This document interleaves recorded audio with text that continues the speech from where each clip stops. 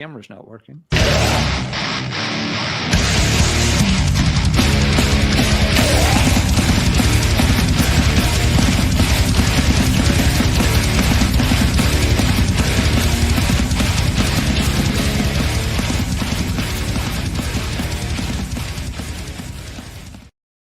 What's going on, everybody? Welcome to another episode of Heavy Metallurgy, number 249, the hair metal episode. You folks have been asking for it.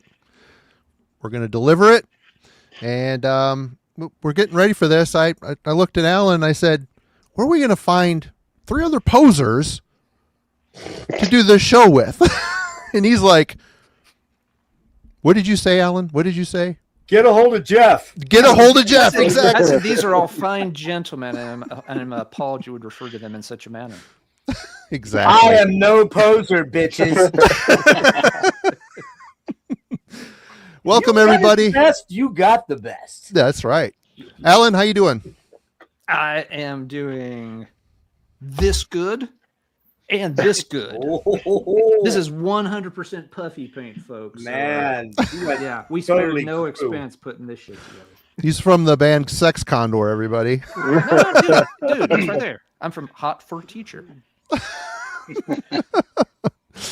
Awesome. Well, it's good to see you, brother. And I wish I could see you because these glasses, they're polarized, so everything's just a big rainbow slur right now. it's not about functionability. It's about looks, man. And you got it nailed. Then I'm good for a few more minutes until I go blind. Welcome back to the show, Jeff from Gas Mask and Hand Grenades. What's going on, Jeff? Oh no. By the way, just so you know, my ensemble does not just stop at the waist. Yeah, we just got demonetized. There will be no episode 250, folks. Yep, this is it. Tonight. We call it. How you doing, Jeff? What's been going on? Good to see you. Yeah, man. When you reached out to me, I was at the Opeth show last Saturday night. Kind of a little different from the shit we're going to be doing tonight, talking about tonight. And I really was like, fuck, what am I gonna come up with? And I initially hit you with a keep or reap idea, and I'm like, that's an Alan and Marty thing. That might get a little too. And then it hit me. And then she kissed me. Anyways, it hit me. I'm like, these guys have talked about doing a hair metal thing. I've talked about doing a hair metal thing. Why don't we combine our hair metal powers? And here we are. So here we are. And yep, it's a good topic. People have been asking for it for quite a while now, and now's the time. Oh, Maybelline called. They're going bankrupt tonight. The companies are going down right now because of your makeup applications. At some point, I'll stop pouting at some point. I promise, but not now. And the subscription count just keeps dropping. That's right. And nothing says hair metal more than acidic black metal. I did wear a Vein shirt. Look at that. Great stuff. Lee from Warhammer 666. Welcome, brother. How you doing, man? I am doing splendid. Not as good as Jeff, but fucking I feel pretty good. And I feel like tonight is one of those, because it's so close to my childhood and where I got into this. This is like my sweet spot for music. So I know more about this shit than what is comfortable to admit, but. And now since I've grown up into it, and all of these guys have all become very reachable, and you can just kind of walk up to them because they're at a booth, with 3 people talking to them. It's you can go up and you can ask all the dumb, stupid nerd questions, which I've had since I was like 12. So I've got some really cool, like not really deep stuff, but man, I've got some really cool stories to go along with them. So I'm really excited to be here tonight. Awesome. Well, it's good to see you again. Welcome back. And thank you for having me. George G's Room of Rock. George, welcome back to the show. And when you were on last time, we talked about maybe doing something like this after the show. So thank you for joining us. How you been? I've been good. I appreciate you having me on for this, because this was my gateway into all kinds of metal, was the glam metal scene. And that just got me into everything else. All the heavier songs the glam metal bands did got me into heavier bands. So they're a good gateway for it, and just accessible music that I still listen to. don't like the lyrics sometimes, because now at my age it's kind of silly, the lyrics. But Some of the lyrics you're a haven't aged teenager, well. when you're a teenager, you're like, oh, Most that's of cool. them When have you're in your 50s and you have like a daughter, you're like, oh, I don't like that. Yeah. George, just admit it. You're like, what the fuck am I doing on here? These guys are all a bunch of fucking weirdos. I'm the only normal guy on here. Like, Metal Roundtable never looks like this. I'd love to see them wear that stuff. That'd be something else. Well, guys, thanks a bunch for joining us. And yeah, it's been a long time coming, I suppose. And I guess the main question is, glam metal, hair metal, what's the difference? What is it? And why do you care? Jeff, since you actually had a budget for tonight, we'll start you off first. Well, Lee and I were talking about this last night. We were kind of going back and forth a little bit. And I said, and I had talked to you about it. Like, I thought you were going to call this the hair metal thing, but you went the other way with the glam metal, which makes more sense because hair is kind of an element of glam. Glam, to me, the glam scene started with guys like David Bowie, with T-Rex, with Aerosmith to a degree, with one of the bands I'm going to show here in a minute, certainly, because they were a little bit more straight ahead rock. New York Dolls. New York Dolls, exactly, which is not one I'm going to show. But they were a little bit more in the rock vein or hard rock vein. Nikki. He is. I am single and ready to mingle, but that's after we talk about glam. All right, just stop, okay? So another band I'm going to show. There's a couple bands I'm going to show to get us started with the glam stuff, but it kind of morphed into. And Lee, I'll let you kind of take it from here because you brought up a really good cogent point about when it kind of jumped the shark into hair metal and when it became more the hair thing. So pull him up and let him finish it up. Yeah, I mean, I thought, okay, I've got to look over here. I think that where it stopped and where it really kind of blew out was obviously when MTV grabbed it. And, and I would blame Poison, except that I really have an affinity for the first 2, potentially 3 albums. But yeah, I mean, I think when MTV grabbed it and took it, I think that's where it became that. But again, like when that happened, I never thought of it as that. I mean, I think that the hair metal thing was necessarily like a derogatory term, and I think Dee Snider's talked about it, Janie Lane talked about it, and they were slapped with this thing. But I mean, again, look, you've got tours now, which is like Hair Nation and Hair this and Hair that. So I mean, M3. Look, yeah, M3. Yeah. I don't have a issue with it. I really don't. I say glam mostly. But I think, Kiss, I thought, Kiss, New York Dolls, stuff like that. Like, that's probably where true glam was. But I mean, I think MTV made it, a circus. And unfortunately, that didn't last too long after that. So. Yeah, and I think you brought up Dee Snider. That's a good point. I mean, Twisted Sister was doing the club thing with all the makeup and the crazy costuming as far back as the mid-'70s, too. And, of course, I think really you can't, you look at somebody like David Bowie who I don't know if he was the first guy to introduce androgyny. I mean, Roxy Music kind of did it with their artsy sort of take on glam. They were very glammy. And what's the keyboard player's name? Brian Eno had a very, very ethereal androgynous look to him. But that was kind of the mixing of the androgyny. But when did the metal kind of come in? Like the riffy stuff? It kind of came in, to be honest, for me with Kiss. I mean, Kiss was kind of the archetypal band. They took kind of hard rock. Was Kiss ever really metal? Not really in any of their albums. Were they ever really metal? Not really. Slade, that's a good point, Aaron. Slade's definitely in that conversation. But what's the difference between hard rock and metal? Distortion in the guitars. That's mostly what it is. Maybe a little bit more aggressive songwriting, a little less melodic singing, perhaps. But I mean, hair metal, one of the key notes of most of the hair metal bands is the singers could sing, at least. They were melodic singers for the most part. They weren't the thrash guys, you know what I mean? Which was the next metamorphosis. So, but I agree with Lee that like it was really MTV that kind of created this image thing that started this right here, kind of, sort of, only not fat and old like I am. You know what I mean? But I do have the hair. But yeah, that's where I came from. So I don't know, Alan, you're always good with this stuff. Why don't you jump in? We'll have George run first.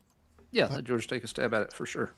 Well, I agree. I mean, everyone said like basically glam was basically David Bowie, and like even the Sweet started off like that too. They were very, poppy, and then they became a little heavier as the time went on in the '70s.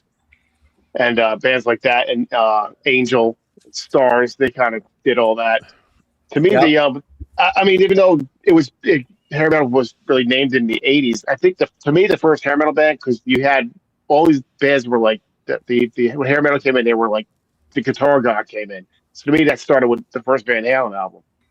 Yes, because David Lee Roth is the poster child. Everyone wanted to be like David Lee Roth. David Lee Roth's the greatest singer in the world, but he's a great frontman. Oh, and everyone tried to emulate what he was doing. So to me, that kind of started, even though Van Halen never did that whole androgynous thing, but to me, they had that feel of it, That's a good point. Eddie was, I mean, there were other guitar guys, but they were more 70s guitar guys like, Lifeson and Rick Emmett and, Gary Moore and those guys. They weren't like guitar hero guys so much. And that was like when Eddie started to kind of bring that cachet of the focus was on the guitar player and the lead singer a lot of the time. And that's kind of where that went. So what did you think, Alan, about the whole thing? Yeah, all good points. There are slightly different, things that get lumped together. Like Jeff's been saying, there was a glam rock scene, from the earliest 70s, with the Bowie kind of look, and then glam metal is a different thing that comes along much later. I think these days the terms glam metal and hair metal have kind of become synonymous. Yeah. There are a lot of people that don't like the phrase hair metal, and I get why. It's not very descriptive whatsoever. It somehow implies that only bands in a certain style had this kind of look, but you look at the back of any metal album from the 80s. Armored Saint had the same hair as Motley Crue. Yep. Metallica, a lot of your thrash bands had the same hair as the hard rock bands on MTV and such. So yeah, hair metal as a descriptive term is kind of useless, except for the fact that because of things like Hair Nation on Sirius Radio, everyone's kind of come to understand that it just refers to the 80s bands that are in that what in another time might have been called hard rock.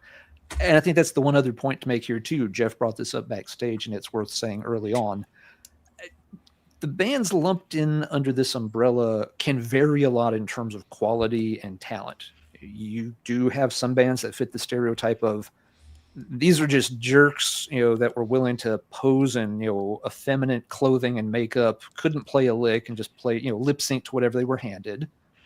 But then you also do have a lot of bands that, had talented musicians and really good songwriters. Very proficient players. Yes, exactly. If you had taken them out of this kind of look and put them just like in, denim and leather, they would have been considered, hard rock bands. It's just that during the 80s, hard rock, wasn't really separate from this stuff because everyone had the same look. Going back to the first point, whether you were a thrash band or a hair band or something in between, everybody had the same style through the 80s. It's like in the 70s, everybody for the first 6 or so years wore bell bottoms, whether you were listening to the Eagles or whether you were listening to Sabbath and Deep Purple. The fashion was just of the times. So we're going to talk about bands tonight that, yes, will probably fit everybody's stereotype definition of glam metal. We'll probably talk about a few. Jeff's got some early ones, that may be more from the glam rock kind of side of things. And we'll definitely have bands that some people may be like, hey, that band's too good to be glam metal. Okay, yeah, they may be more of the 80s hard rock style, but they still kind of fall under this umbrella because the look defined the term a lot. So those are my early takes. Oh, last thing too, George and Lee, I think both, or George especially, made the point. While it's easy to make fun of this stuff in hindsight, it was a major entry point for a lot of future headbangers. This was the stuff that was more readily available. So for some people, not everyone could be like, Celtic Frosty, and have his buddies take him out behind the gym, during recess or whatever, and hand him Possessed and Slayer tapes and all this stuff. Some folks started out with the Motley Crues and the Rats and the Cinderellas of the world and graduated to heavier stuff later on, just like some of those bands started out relatively heavy, but over time they got more watered down. Bands like Rat, Motley Crue, they were part of the LA heavy metal scene in their earliest years. And then like, Jeff and Lee were saying, once they kind of got into the MTV clique and Commercialization. Here's a couple of giant bags of money, guys, just dumb it down. Yep. Yes, sir. How much would you like it dumbed down? I'll take 4 of those big bags with dollar signs on them. But a lot of these bands started out on the metal scene, so they have some metal roots to them that fans who only caught on to the later stuff sometimes aren't aware of, or sometimes forget because it's not their big radio hits necessarily. So that's my 2 cents. Sorry, it was a little long. Alan, I think one other thing you brought up, George kind of pointed to it, but you really elucidated it. The hair metal thing, one of the main components of it was having killer guitar players. Because almost every fucking one of these bands has a great guitar player. Almost to a... They had to have it. That's part of the formula. Part of the thing of it. Yeah. The histrionic player. I mean, Eddie was... I think when we all think of Eddie and Van Halen, we think of just hard rock. We don't really think of them as being necessarily like a metal band, and we certainly don't think of them as being a hair band. But George is right. The central figures of David Lee Roth and Eddie Van Halen, those were the two guys your eyes were on and your ears were on.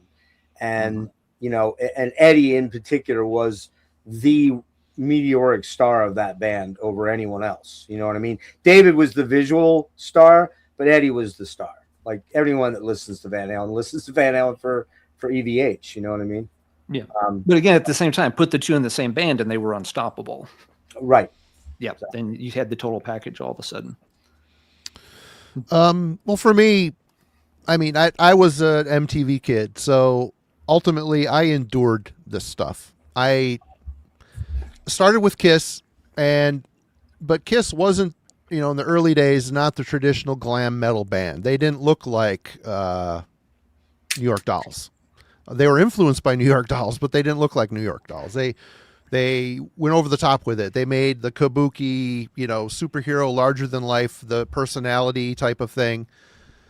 They didn't start getting into the glam thing. They're always a chameleon, so they're kind of following what's popular and what's hot. I'm going to show an album. One of my first pulls is going to be from that glam era. But the thing I always took away from it, coming from more of a metal side, the metal bands of the era, they had more of a working class aesthetic. The jeans, the t-shirts. Granted, that's still a uniform. That's still a uniform that, traditional metal, true metal, thrash metal carried, but it's something I related to because I was wearing the same thing. And I would see this stuff on MTV and I would just be like absolutely annoyed, 100% annoyed. The androgyny, fine, whatever. It's just, they were, like these normal dudes just shooting for something over the top, something fantastical. And it was hard to take. And I still have trouble with it. You'll see tonight the things I show. I found that a lot of it wasn't what you would classify as hair or glam metal, really. It was a lot of blues-based rock. And that's kind of what I'm finding now. The older I get, I'm starting to like that stuff a bit more. And also another gateway for me was power metal. I started kind of letting go of my inhibitions with some of these cheesy power metal bands. And then it made me start looking at some of these bands that I used to think were glammy and crap a little bit differently. Actually starting to listen to the music. And like Jeff said, shredder guitar work. I mean, it's not that dissimilar from a power metal band. It really isn't. You got guys dressing up like Marvel superheroes in the power metal world. And then how is it so different from how Jeff looks tonight? It's Well, they're not nearly as sexy as me. Let's No. be honest. But I will say, I think the whole hair metal and the whole glam metal thing, everybody has to come up with a way to identify something, put a tag on something. And I think it was largely people that don't know what heavy metal is just calling it that. Oh, they're long hair guys. Oh, that's that heavy metal, that hair metal stuff. Exactly. And it's stuck. Yep. And really, if you look at hair metal or glam metal, it's kind of, for a time, it was musically a humongous American export. Mostly. Love it or hate it. Bands like Bon Jovi, fucking, Warrant, and all the Poisons of the world. They didn't do well just in America. They did well everywhere for a short flash in the pan. So, at its core, at its heart, it's mostly rock music to me, but there is some of the faster and some of the guitar playing. It starts leaning into the metal sphere with the dexterity in the guitar playing, the obvious virtuoso skill involved in playing like that. And, some good choruses, some good hooks. There's earworms in this music. And if you're willing to let down your inhibitions, like me, I was an old, metal guy a young metal guy at the time. Like, this stuff sucks. This is crap. I'd watch MTV all day and they play nothing but that shit. Headbangers Ball came on, and guess what? They played that shit up until the last half hour of the show. Then they'll get the triple thrash threat. And finally, Jesus. But, yeah, anyway, let's get into it. I mean, their differences are minor, I think, and you'll see a lot of this stuff I can call glam metal just as a place to put it. Is it really? No. I mean, I've got Whitesnake in my stack. They're not glam metal, but man, they sure did flirt with it, and they lived in that realm quite comfortably for an album or two. But you talk about the beginning of Whitesnake? They were I'm talking like albums like this. Oh, that's hair metal right there. It's hair metal, but it's still a great. There's it's Zeppelin-y, it's bluesy. Coverdale's a beast. John say what Sykes, you want, man. John fucking Sykes. Even on this stuff, slide it in. Sykes. I mean, Slow and Easy. What an amazing song. Anyway, and that's when they transitioned over with John Sykes. They became more of a Guitar Hero type band with the Coverdale beautiful hair thing. So, yeah. Well, let's get started. Jeff, we'll let you start off since, again, you had the budget for this. So, I'm going to bring up the Alpha and Omega, and we can pretty much end the stream right here, okay? Because nobody's going to come up with it here. This is the guy, in my opinion, started the whole revolution of glam. It's Andy Gibb. He was a beautiful man. Shadow Dancing. If you don't own this album, you can start here and you can end here. It's just over now. No, so I tell you what I thought I'd do is just, instead of doing one, why don't I run through like 4 or 5 without much monologue of the glam things that I felt were like the influences that got us to this point? Would that be cool? And then I can or would you rather I just do one at a time?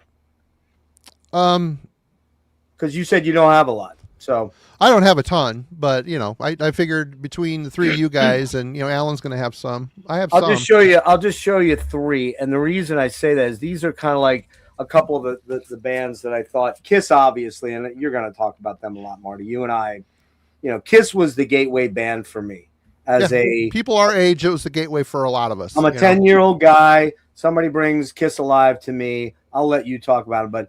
Someone brings Kiss Alive over to the house. We start jamming that, and I'm like, I'm in. That's what I want to be. I want to be a fucking rock and roll guy for the rest of my life, right? But Sweet. George mentioned Sweet. Level-headed. This is probably one of the more pop-oriented or album-oriented albums. The earlier stuff was a little more glammy, and here they became a little more AOR, but it's got Love Is Like Oxygen on it. It's the only album I own by them, to be honest with you. This is one right here that is kind of a 1979. Paul Stanley produced this album, New England. Don't Ever Want to Lose You. Does anybody know this one at all? Nope. Heard of it, but fucking amazing glam pomp. It's so good. Paul Stanley, Don't Ever Want to Lose You, 1979. I don't know what the song got, how high it got, but that's kind of one of those things. George mentioned Angel. Huge influence on the scene.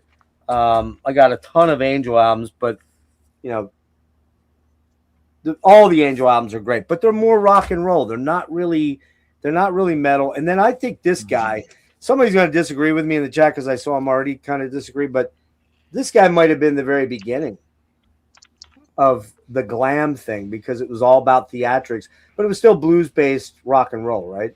Still blues-based. But he went the more shock route. He didn't go the glam route. He went more shock rock. Not in Pretty, I guess it was because he was guillotine babies and all that kind of shit like that. But it was still very like that Only Women Bleed period and Welcome to My Nightmare was very theatrical and all the makeup and stuff like that. So that's kind of where I look at where those bands come from. So that's why I just wanted to kind of throw them out there as like tasters for where glam got into glam metal then. All right. George. Well, he mentioned the one band. I thought of this Angel album myself because it's the look of it. Look at Jeffrey's hair there. Yeah. I That guy had some hair, man. He had a gorgeous set of hair. That's right. And they had the look, but you're like they're more of a rock and roll band. But in this era, they started going towards that poppy and even that almost a disco. Some of their stuff they're trying to get into that too, because that was poppy, just like Kiss did, and even Rod Stewart did it. That was the thing to do. But that's where they kind of went with this one. But that was my first one because you mentioned it. But definitely a rock and roll band, and they didn't really have the whole makeup thing, just maybe a little bit, but didn't like put it on. Like if you looked at the early Sweet albums, they had a ton of makeup on. You could see it, just glitter and all that stuff on their face. Totally. Punky had some lip stuff going on big time, man. Punky I saw them over the summer too. It's Punky and Frank DeMeo. They were still good. They were really good. My wife didn't know any of the songs. She's like, "Who the hell are these people?" Punky's had some surgery on the face done, man. He looks. Oh yeah, it looks like his face is just gonna crack open. I know, dude. It's like weird as fuck. But I mean, Marty has hair envy of me. I have hair envy of Greg Jaffuria. Big time, man. Holy cow. All right. Angel for George. Let's go to Lee. What you got, man? I might even argue that like Kiss was shock rock, right? I mean, yeah. Alice might have been cutting heads, but they were spitting blood and they had dragons and they were like, a lot of that and horror movie. I agree. This is a funny one because I think that this guy influenced so much of the glam scene, so much of the hair scene, and that sounds dumb, hair scene, but anyway, he was a singer that all of these guys emulated, and to this day, every person that I ever saw is like, oh, I love this dude because, he was such the showman, have all been glam guys. And it's funny that I don't necessarily think, David Lee Roth was necessarily glam. I don't consider Van Halen glam. And honestly, I think what David Lee Roth did after Van Halen was very similar in its, in the feel of it. But as a guy on stage, yeah, he had all the moves, right? He had the dress code right. He was, having big microphones between his legs. I mean, he did all the stuff, but the music never really was like Motley Crue. It wasn't like Poison. It wasn't like Quiet Riot. It was its own thing. And it always kind of reminded me of driving in a car top down on a beach. That was always David Lee Roth for me. And I mean, I picked up this one and Skyscraper. And to this day, like I can hear the guitar tone in my head, and I mean, you had Steve Vai, who was an absolute. I mean, he was the Crossroads, in the movie. He was the devil, without a doubt. There's zero chance that a guy that, I mean, when I first saw him play, it was like my brother telling me, "Come out here and watch this guy. He's making his guitar talk," and that was the Yankee Rose, right? And he's answering David Lee Roth back to every question that David Lee Roth's firing at him. And I mean, all the tropes were there, except they didn't have the glam songs. They had these really cool kind of Van Halen-esque later, like the I know what I'm trying to say, but I kind of like David Lee Roth as that left of center glam guy. And he was fully immersed in the scene too, but in the same sense, he wasn't part of the, the LA strip bands. He wasn't part of that scene. but he was kind of like the godfather of that scene. So, I mean, I just wanted to get David Lee Roth in there, to tell you the truth, and kind of set up where I came in. Because Kiss, like all of you guys, I mean, I found Kiss at Crazy Nights. And I'm just as much of a Kiss fan, I assume, as, you know, Jeff and Marty. And, you know, the other guys, I'm assuming. But, like, it's funny that Kiss was one of those bands where you discovered Kiss first, and everything else after that was a disappointment, right? You really had to be something else. Like, I couldn't really get Zeppelin and go, that's great, because I didn't care about how great they play guitar. I cared about that's as entertaining as it's going to get. I couldn't look at Sabbath the same way I looked at Kiss until much later. So, I mean, Kiss kind of destroyed it for me, yet built this whole thing. But David Lee Roth, as far as hair metal, I don't think he fits exactly in the pocket, but definitely he just influenced everyone who ever came after him and eventually made it on MTV. And I will say that on the decline of Western civilization, I believe, and I mean, he may not be the guy you want to listen to, but Brett Michaels said that he was trying to be Alice Cooper, right? He was like trying to do the makeup and do the whole thing, which is odd. But I mean, look, Brett Michaels is probably closer to David Lee Roth than what he ever was to Alice Cooper. But Hey Lee, yeah, we're getting some bizarre ass audio effect from you, man. Sounds like a musical pig Every thing. time you talk, it sounds like a pig's going. Wah, wah, Wah, wah. It's musical. Maybe weird. pop out, or either go to that or go to if you have a mic as opposed to an earphone thing, because it's pretty I do, distracting. and I can. Yeah, it's Oh, is pretty it? Okay. distracting. All the people in the All right. chat were like, "What's the frog?" Yeah, it's like musical. It's got a rhythm to it. It's As you weird. were talking, it would Wait. go. Wah, wah. 1 second. Does All this? Is that better, or is it still buzzing? They're still doing it. Okay, I'll get out and come back. I'd say pop out and come back in. Let's see. You weren't doing it earlier. That's bizarre. Great start though, by the way. It was Yeah, just No, thanks. it's You like a couldn't hear very All right. Alan. All right. Well, since we've already sort of brought up, Angel and Greg, one to follow up with that I've always liked was, Greg's there you go. 80s project, House of Lords, band that I know Jeff likes as well. Yep. This band would fall again more on that hard rock side of things rather than the, straight out glam, sleaze, LA Sunset Strip kind of thing. But, because it had ties to Angel with Greg. Gene Simmons was involved in terms of helping produce, promote, manage the band. He kind of took an active role with it, and so it had some hype when they came out. The self-titled album did okay, enough to kind of get the ball rolling. Now Greg didn't stay involved in the project super long term. He eventually stepped down. But vocalist James Christian kept it going for a long time. They did 3 albums from late 80s to the early 90s, and all 3 are actually pretty good. They had a little bit of MTV rotation for a song called Remember My Name. Pretty typical 80s hard rock ballad, but a nice one. They disbanded for a while and then reunited and have actually stayed active and put out a lot of albums ever since. This one just came out about 4 years ago. It's called Saints and Sinners. And it's one of their best. They are still writing really good music in that particular style. James sounds exactly as good as he did 30, 40 years ago. They have kind of a rotating door when it comes to musicians. They'll have guys that will play for an album or two, bow out, come back later. They may just be involved in multiple other projects. And so, they have to see who's available at what time. But yeah, House of Lords has always been very good in this style. They're, one of those bands. Let's see, which label's this one on? Frontiers, I'm thinking. Yeah, there are Frontiers records, which gives you a pretty good idea right away. Frontiers definitely signs certain types of bands, either proggy or hard rocky. And House of Lords very much fits the Frontier stable on the hard rock side of things. So yeah, not a particularly well-known band. Again, they never broke particularly big. I think they came out just a little too late, and they weren't outrageous enough to steal headlines from the Axl Roses or the Sebastian Bachs of the world.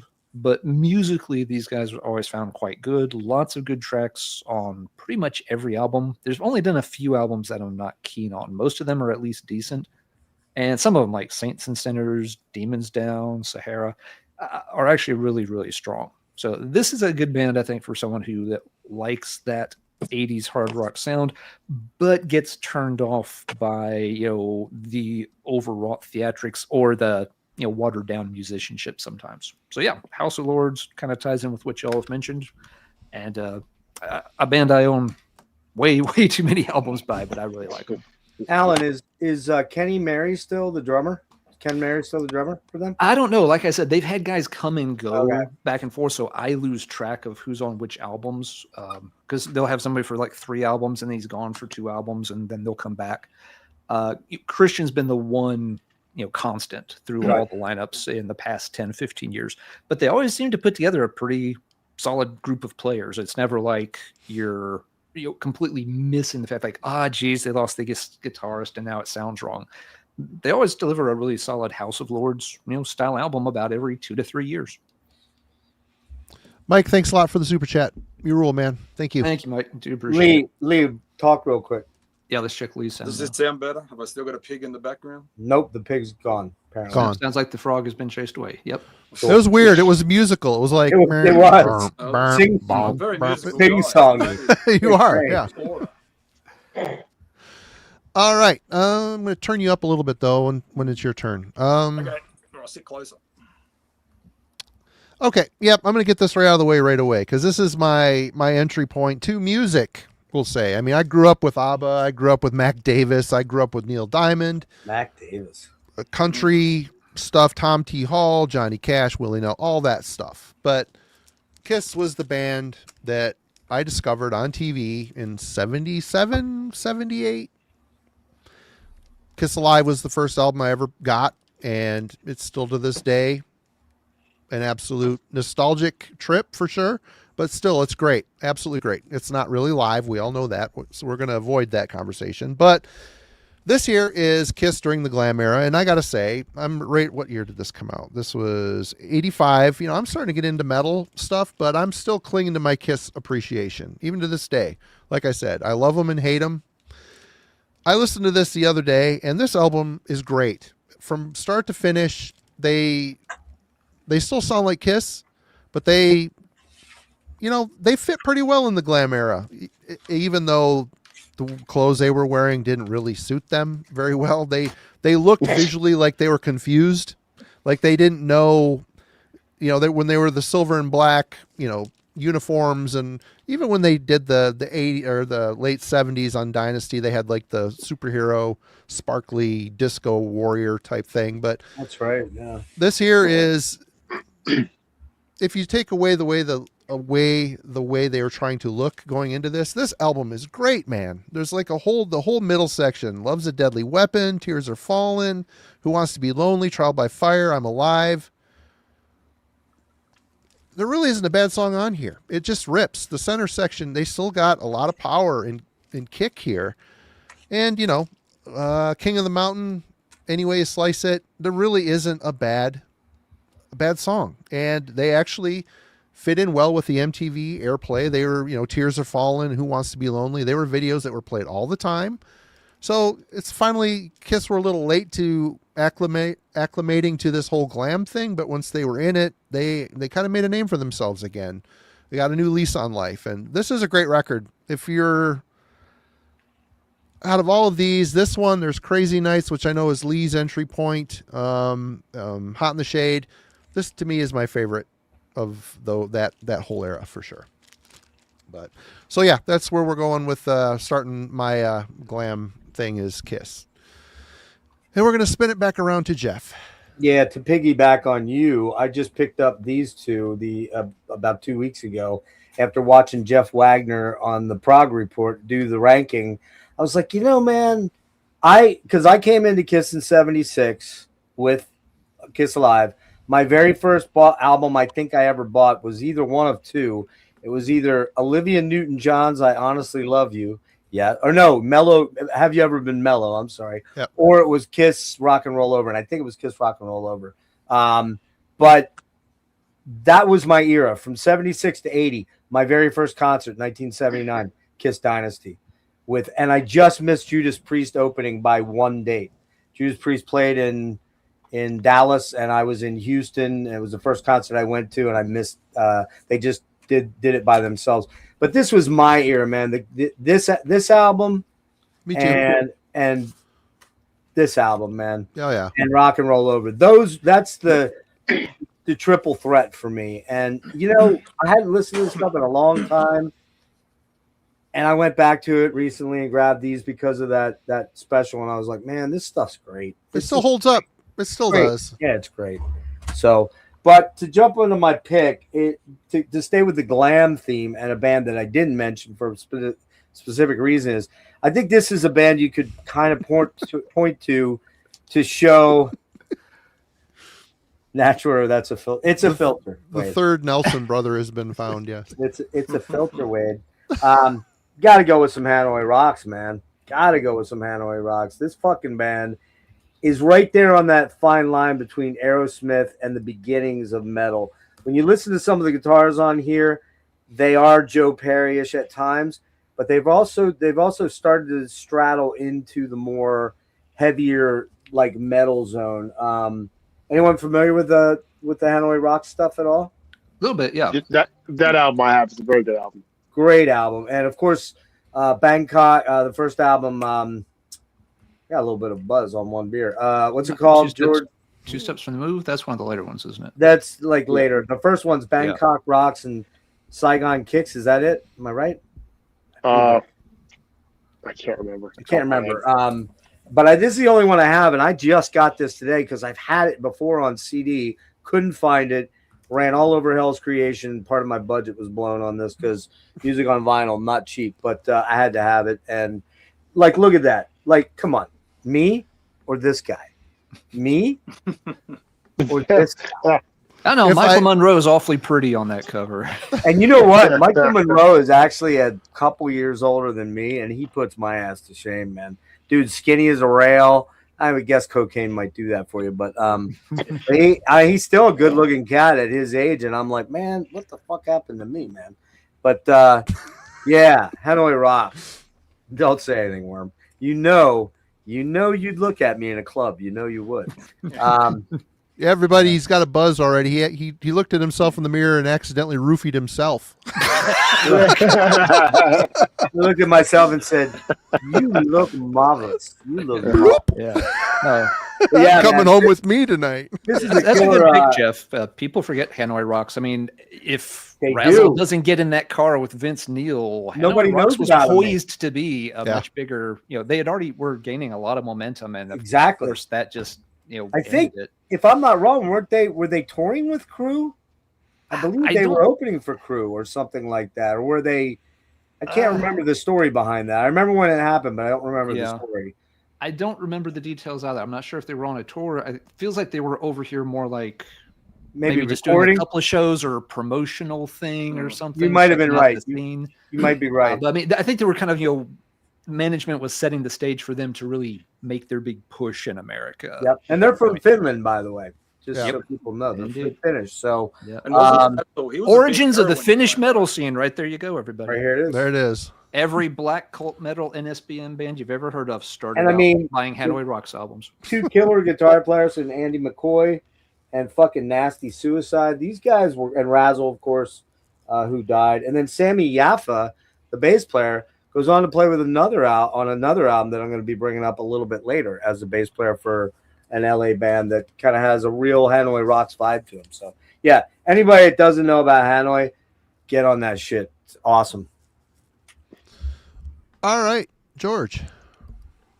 All right. Well, when I started getting into these bands, like Kiss was the first band I got into, so I listened to them for a year and a half, and that was all. I got into them late. Like I was like 12 years old. I wasn't like you guys, but you got it earlier, and that's all I listened to for a year and a half. Kiss, and that was it.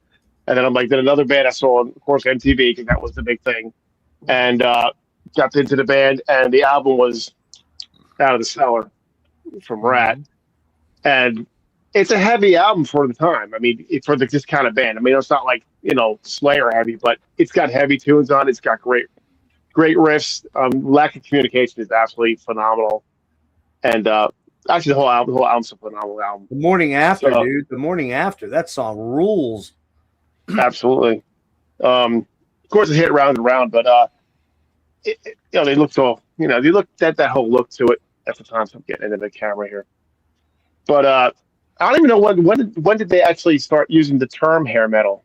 I don't even know what year they even started using that. It's a good question. I'm not even sure. Yeah. I mean, it was a I'm not sure. marketing. I feel like it came later, though. Because It back was, then though. it was just they were just metal, Because I mean, this was '84, but you had bands like Metallica and Megadeth were coming out around at the same time, but it was all clumped into one thing as metal, and then all of a sudden we had to divide everything up into, this is thrash metal, this is glam metal, this is hair metal, this is who thought up the word hair metal? I always wondered who actually thought the term of when it started getting into that, because I have no idea.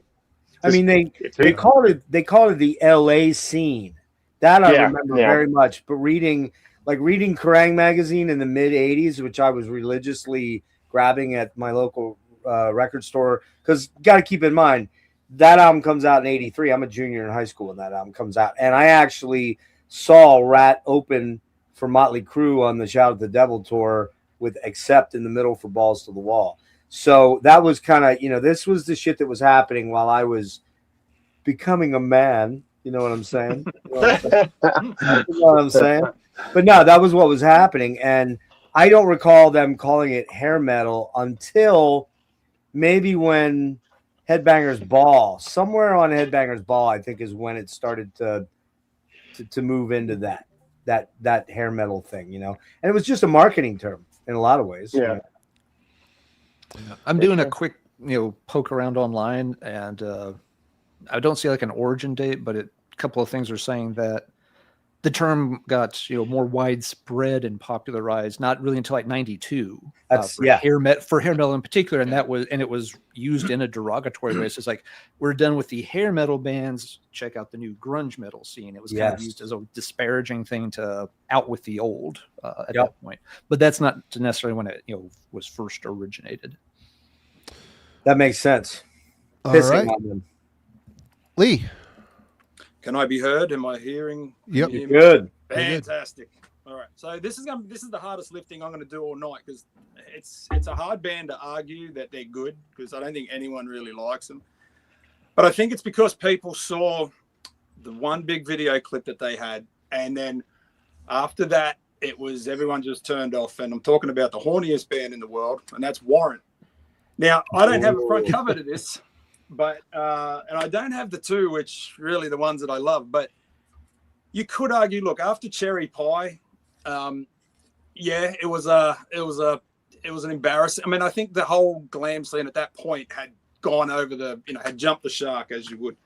But the problem after Cherry Pie, even with Cherry Pie, there was like that Uncle Tom's Cabin song, which even when that came out, everyone loved that fucking song. Like, people were talking about like how well the story was told. There wasn't too many. I mean, you had Fallen Angel by fucking Poison, right? And I mean, it's had a thing, but Uncle Tom's Cabin wasn't about chicks. It was like a true crime thing. Yeah. It was something that I believe one of the guys had experienced. I mean, really cool storyteller that Janie Lane was, and an awesome songwriter. And coming right after that, like Dog Eat Dog, like what a fucking amazing album, which everyone just ignored, right? And then that was kind of where I lost them a little bit. And then much later on, I found this. I found this in the wild without a cover, and I've never ever seen this in any store that I've ever been to in my entire existence on this earth.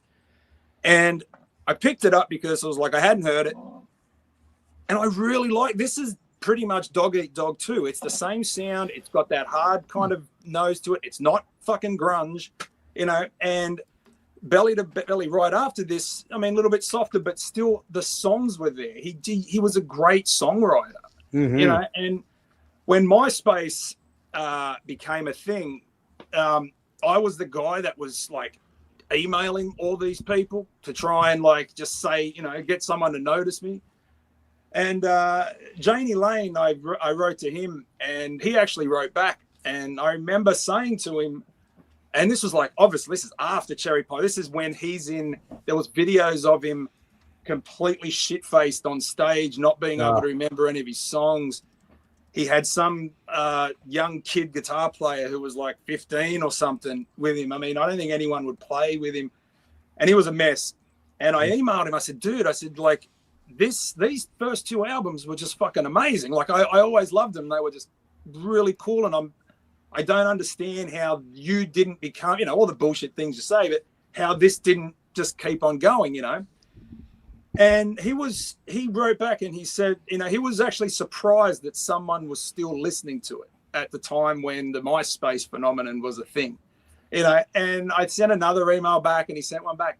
And then a week later he died. And it always hit me where I was like, at that point, I think he was in that hotel room for like a few days, like maybe 3 days. Yep. So I like to think that maybe I might have spoken to him just before he went to that hotel. And then don't forget he had that unfortunate incident, I guess. He had a Corey Haim moment potentially with some big manager and the singer, if you believe all that conspiracy. And I mean, it was one of those, like, I don't know if any of you have heard the Jabberwocky album he put out. It was like a more of a pop punky type of thing. But damn, it was catchy. It was fucking good. And just a waste of talent. And for a guy he tells that story where he was like Cherry Pie riding high in the charts, and then he goes in the next day and there's Alice in Chains, their poster's been taken down, and there's Alice in Chains. Yeah. And he knew it was over, and it was, I always thought it was such a waste, and to just kind of have that interaction was so cool, knowing that I was speaking to him. And look, fucking, you can love Warrant, you can hate Warrant, but as far as the talent goes, after he left and they had all, I mean, who does anyone even know the latest Warrant album? Does anyone? Robert Mason's singing for him. Robert Mason was with Lynch Mob, and he's a great singer. But it's Jerry Harrison, I think, is the main Jerry, and one other dude is. They're the only 2 OGs. Yeah, it's like Skid Row, man. Like, I understand Sebastian Bach might be a prick and all that stuff, but it's not the same. Yeah, it's just it's not the same band. No one's got that same type of thing, and it's a real shame. But yeah, man, Warrant, big part of my glammy teenage years, and I was glad to kind of get this and listen to the later stuff, which I kind of neglected. But yeah, if you see this on YouTube, give it a listen. I think it's really cool. That's my hot take. All right, Alan. Yeah, Lee, I'm glad you mentioned Uncle Tom's Cabin. That's a fantastic song. And yeah, an example of, yes, bands like Warren get pigeonholed for the Cherry Pie type songs. But every now and then one of them would write a song based on an anti-slavery novel from 1852 as well. So yeah, it's right. And it's a badass song too. It really is a great tune. Oh, geez, let's see. I'll tell you what. I'll do this one because folks are talking about them in the chat right now.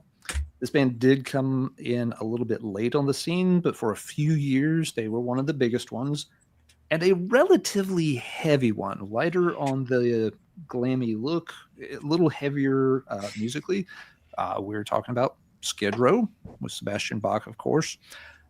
Tons of big radio hits right around the 89, 90 era. Some of those, of course, have become staples on your Hair Nation and all that. 2 things that I liked about Skid Row as opposed to some of the other bands. Like I said, first off, they were a little bit heavier than what other bands were doing around that time in this style. So they're not a full-blown metal band. I'm not trying to make that case. I'm just saying, relatively speaking, if you had Def Leppard and Poison and Warrant over here, Skid Row were noticeably heavier than that stuff. The other thing I always thought they deserved some credit for is when they came out with the second album, which is the one I've got here, Slave to the Grind, and this came out 92 or very late 91. They were one of the few bands that got heavier on their sophomore album. Yeah. Most of these bands, way heavier, of course, got a lot softer on the second album. They wanted to make more radio hits, but this album is heavier, and they pushed that part. The first video, pre-release to help get this album, hyped, was Monkey Business, and that song's got a very heavy riff to it. It's a very groovy, rhythmic, relatively heavy tune for this style. They didn't start with, the ballad. They didn't start with something that was really poppy and, easy to sing along with. They started with a tune that actually had a fairly heavy, nasty grind. And that deserves some credit, because it would have been real easy for them to have said, oh, hey, just keep recording a lot more songs exactly like 18 in Life and stick to that. But they didn't. This album did get censored. There's 2 versions of this, because you have a song on here that's called what? Get the Fuck Out. Yep. That Great had to be song. taken off. Of course, most copies you get something else in place of it. So there was at least something in the Skid Row camp where they were pushing back a little bit against the idea of just writing fluff stuff, which is funny, because for those couple of years Sebastian Bach was the pinup boy for every stupid metal edge type of magazine that was meant to be sold to teenage girls. They were plastering them all over that stuff, but at the same time they were trying to do something slightly heavier than their contemporaries. So Yeah. good call to Sunday and the others who were shouting out Skid Row. They were in the stack, booted them up to the top for you guys. The title track is almost a thrash song. It's not even that far from it. You're That's exactly all right, George. fucking Yeah, that heavy one, as shit. it's another very heavy one. That's a great example, George. I saw them open up for GNR on the Use Your Illusion tour. They wasted GNR. They fucking killed them. Wasn't even close, man. Sebastian was unhinged. They were, that's, I'm not going to get into it, but this album is pretty fucking heavy too. If you take the one ballad off, which is another thing that we didn't talk about which we didn't really talk about with, I kind of looked ridiculous. Kinda, yeah. I just really looked at myself for the first time. I was like, God damn, you look sexy. Anyway, I Remember You. If you take that off, man, Youth Gone Wild's fucking heavy, man. So is Big Guns. So is Piece of Me, 18 in Life. They're great. They're melodic, heavy songs, but they're heavy. But Slave to the Grind, man, that album's heavy, man. In a Darkened Room. Yep. Great. Yeah, this good stuff. Yeah. Somewhere, again, with the 2 versions, just a quick funny story. I think I had to go to like Virginia Tech's campus for some reason in high school. We're working on like a project, and some of us went to the mall after we were done at the Virginia Tech Library. One of the stores there had actually gotten a bunch of copies of the dirty version of the Skid Row cassette. Oh yeah. And I bought every copy they had and took them back to my high school and started selling them to kids, because none of us could find it. All of us just had the clean version. And so, that's basically like how I'll make some extra money for a couple of weeks, was selling copies of the dirty Skid Row Slave to the Grind cassette Nice. tape. Look at you. What an enterprising professor you are. Had to make a few extra bucks there on the side. My wife used to go see them in their club days. Sebastian joined all the time. She has like Jersey. Polaroids of them on stage. She went to school with cool. Dave Zabo. So Really? she's like a year ahead of her high school. Yeah. Oh So- shit, man, that's cool. Very So, cool. yeah. Great pick. All right. Well, I just want to say first, thanks to Tony and Billy also for the super chats. We appreciate you. Thank you so much. Yes, thank Very you guys. cool. And George already mentioned them, but I would be remiss in not talking about Rat, because this band, I think it feels bad to call these guys glam. They tried looking that way, but they didn't really fit the mold to me. And their music was always a bit too heavy to be in that crowd, but it worked. It fit.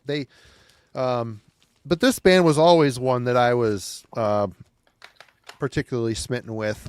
Of course, this album was enormous when it dropped. George, you're completely right. This thing was, wow, what an album. But this is the one for me. There's just a magical quality to this one. We talked about this on the album club, oddly enough. And It's called Tawny Catane, Marty. You can. that's not Tawny Catane. That's a different model. But yeah. Oh, don't spoil my fun. Marianne Gravette. Marianne Gravette was her name. Yeah. But there was just something about the production on this thing, very atmospheric, very dreamy in a way. But I don't know. Great riffs. Stephen Pearcy, great vocalist. I really like this album a lot too. Great songs on here. The only Rat album I don't own is the one with the yellow cover. I can't seem to find that anywhere that's That's the Cheap. self-titled one. Yeah, the self-titled Yeah. one. I don't own that one, but That's not a bad album. It took me a while to get into that, but it's kind of like it's not like grungy, but definitely a different sound for Rat. There's only I think only one the Martini's the only guitar player because they Yeah. didn't even let Robert Crosby play on it because he was so screwed up. They said Right. they wouldn't let him play on the album. Yeah, that's true. He was pretty sick at that point in time, I think. but even Reach for the Sky, they kind of started to lose me with some of the songs a bit, but still pretty decent. there's some decent songs on there. Detonator's good. I like it. I like Infestation. I think that's I've a pretty good record I've too. never heard Detonator or Infestation crazily. I've just never. They're heard not them. bad records. They're killers, absolute killers. Yeah. Detonator's the one that kind of came out when I was in high school, so I have a fond. You know what's sad about that? Detonator. I have this, and I've never listened to Is that Detonator, the last one? Yeah. Yeah. I've never listened to it. Weird. Oh, I'll have so to check that out. Since I own it, but All yeah, right. Rat. I mean, what can you say about Rat? They're one of the staples of the LA scene. That first album is, the first two albums are kind of untouchable. I'm not as big a fan about Dance like you, Marty. It kind of gets a little too. They did on Dance what Alan was talking about.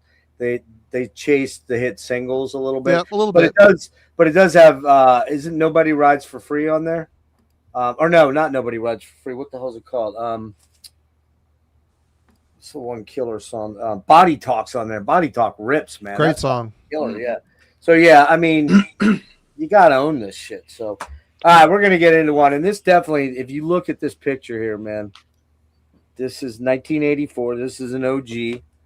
I love this band, and it is Knights of the New Thunder by Little Norwegian. Ronnie Letecro, Great one pick, of the great pick. fucking baddest ass guitar players in the scene again, and a histrionic singer in Tony Arnell, who almost looks as pretty as me there, but maybe not. I don't know. Almost. But man, dude, fucking Tony's voice on here. I'm not even going to try and embarrass myself by doing that. I'm just not going to do it. But when he's doing 7 C's, we long ago, and we are Waves upon the ocean. Yeah, that's a yeah. I can't go remotely high like that anymore because I'm old. But the song on here, man, Last Summer's Evil. Oh my god, dude, the fucking the riffs on here are just killer. I own the first 5 or 6 TNTs. They're all good. Tell No Tales, Realized Fantasies. 10,000 Lovers is on that one. Not on that one. Realized Fantasy has, what's that one, Alan? That's got I don't know. I haven't heard it in ages. I here we used go. to have it on cassette, but I don't. Here have we it go. now. So we got TNT, we got Tell No Tales. See, I told you I came prepared, Worm. You got Intuition. Such a great track, Transistor. And I don't know what this one's called. My Religion. I don't remember anything off that. But man, I fucking love this band. They did kind of falter a little bit and got a different singer at one point after Tony left.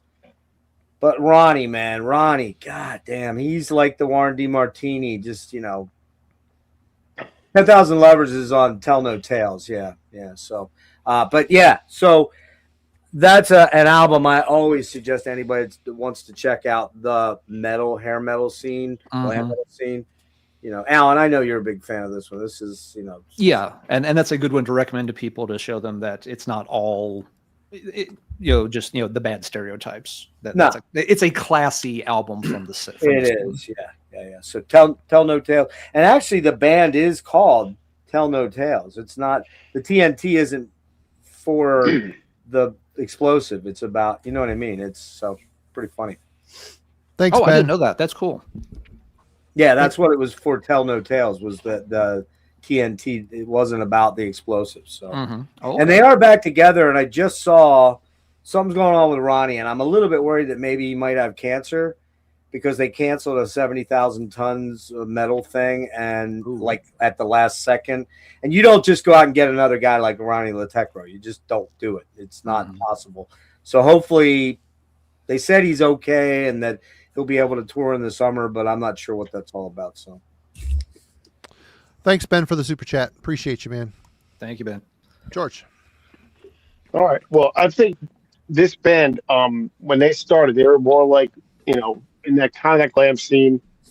And when this album hit and what it did, I think really changed the whole hair metal thing. If it didn't, I think the hair metal thing would have been different. And I think Quiet Riot's Absolutely. mental health. Great choice. If it just did not hit number one, would they have even bothered to sign all these other bands? Would they have cared? They just said, "Oh, we got a hit band. Let's sign as many Quiet Riot bands as we can sign and make all this money." But this one, I think, really was the big hit for them. Yeah, I mean, huge. and That it's album was different. huge. Everybody It had. was I had huge. that Oh tape yeah. back in the Yeah. day. Yeah.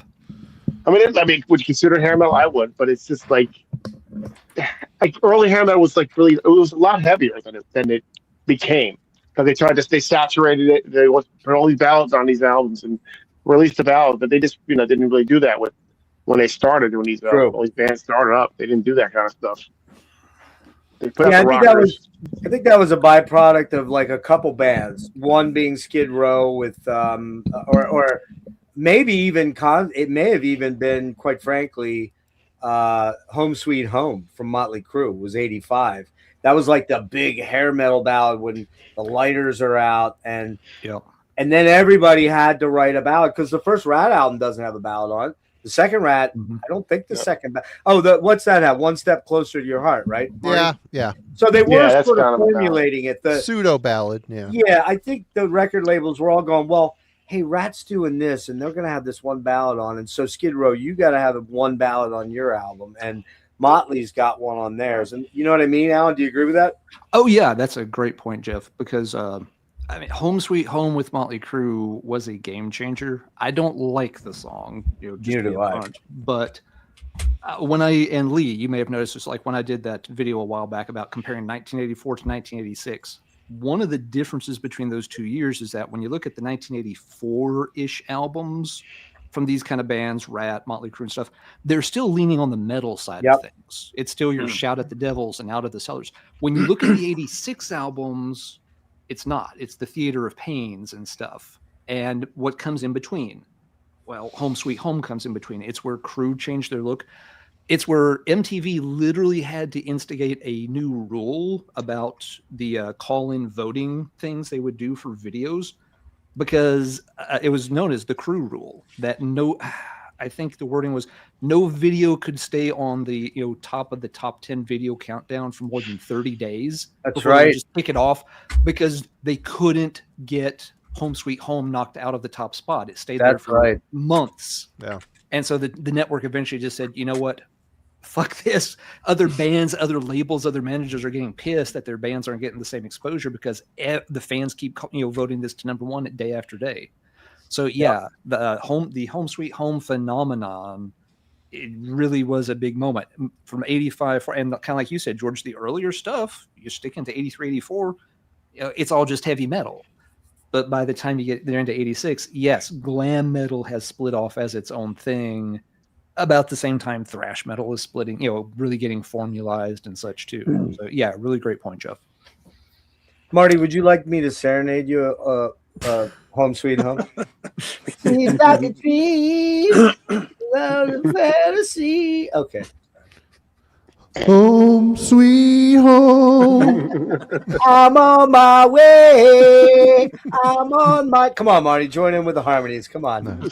We got so close to making 250 episodes, and then it just died. It kind of fell apart. It fell apart in one just crashed and burned. ill-fated evening.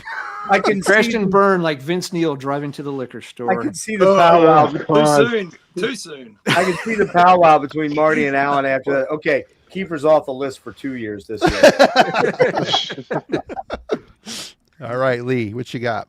All right, we're going deep. So I picked a few in the middle just to try and keep everyone awake because all this Warrant and fucking Motley Crue. So funny story with this band. This came a little later, right? This came in 92. And, when you're day late, dollar short type of thing, well, this band was better than any Poison, better than any Motley. The problem is that when you get in at the end and Nirvana's already there or an Alice in Chains is already there, well, your album, regardless of how good it is going to suck because it looks exactly like it should have been released in 88. This is one of these bands, and I would love to know if anyone in the chat has heard from them, if they know that they've done anything else. and it's a band called Bogus Toms. All right. Yeah, And never like, heard of that one. Okay, Yeah. so this is Oh, this new is one. like AC/DC, but sleaze AC/DC, right? So it's really that dry, Angus Young riffing, but it's the vocals are, Faster Pussycat. I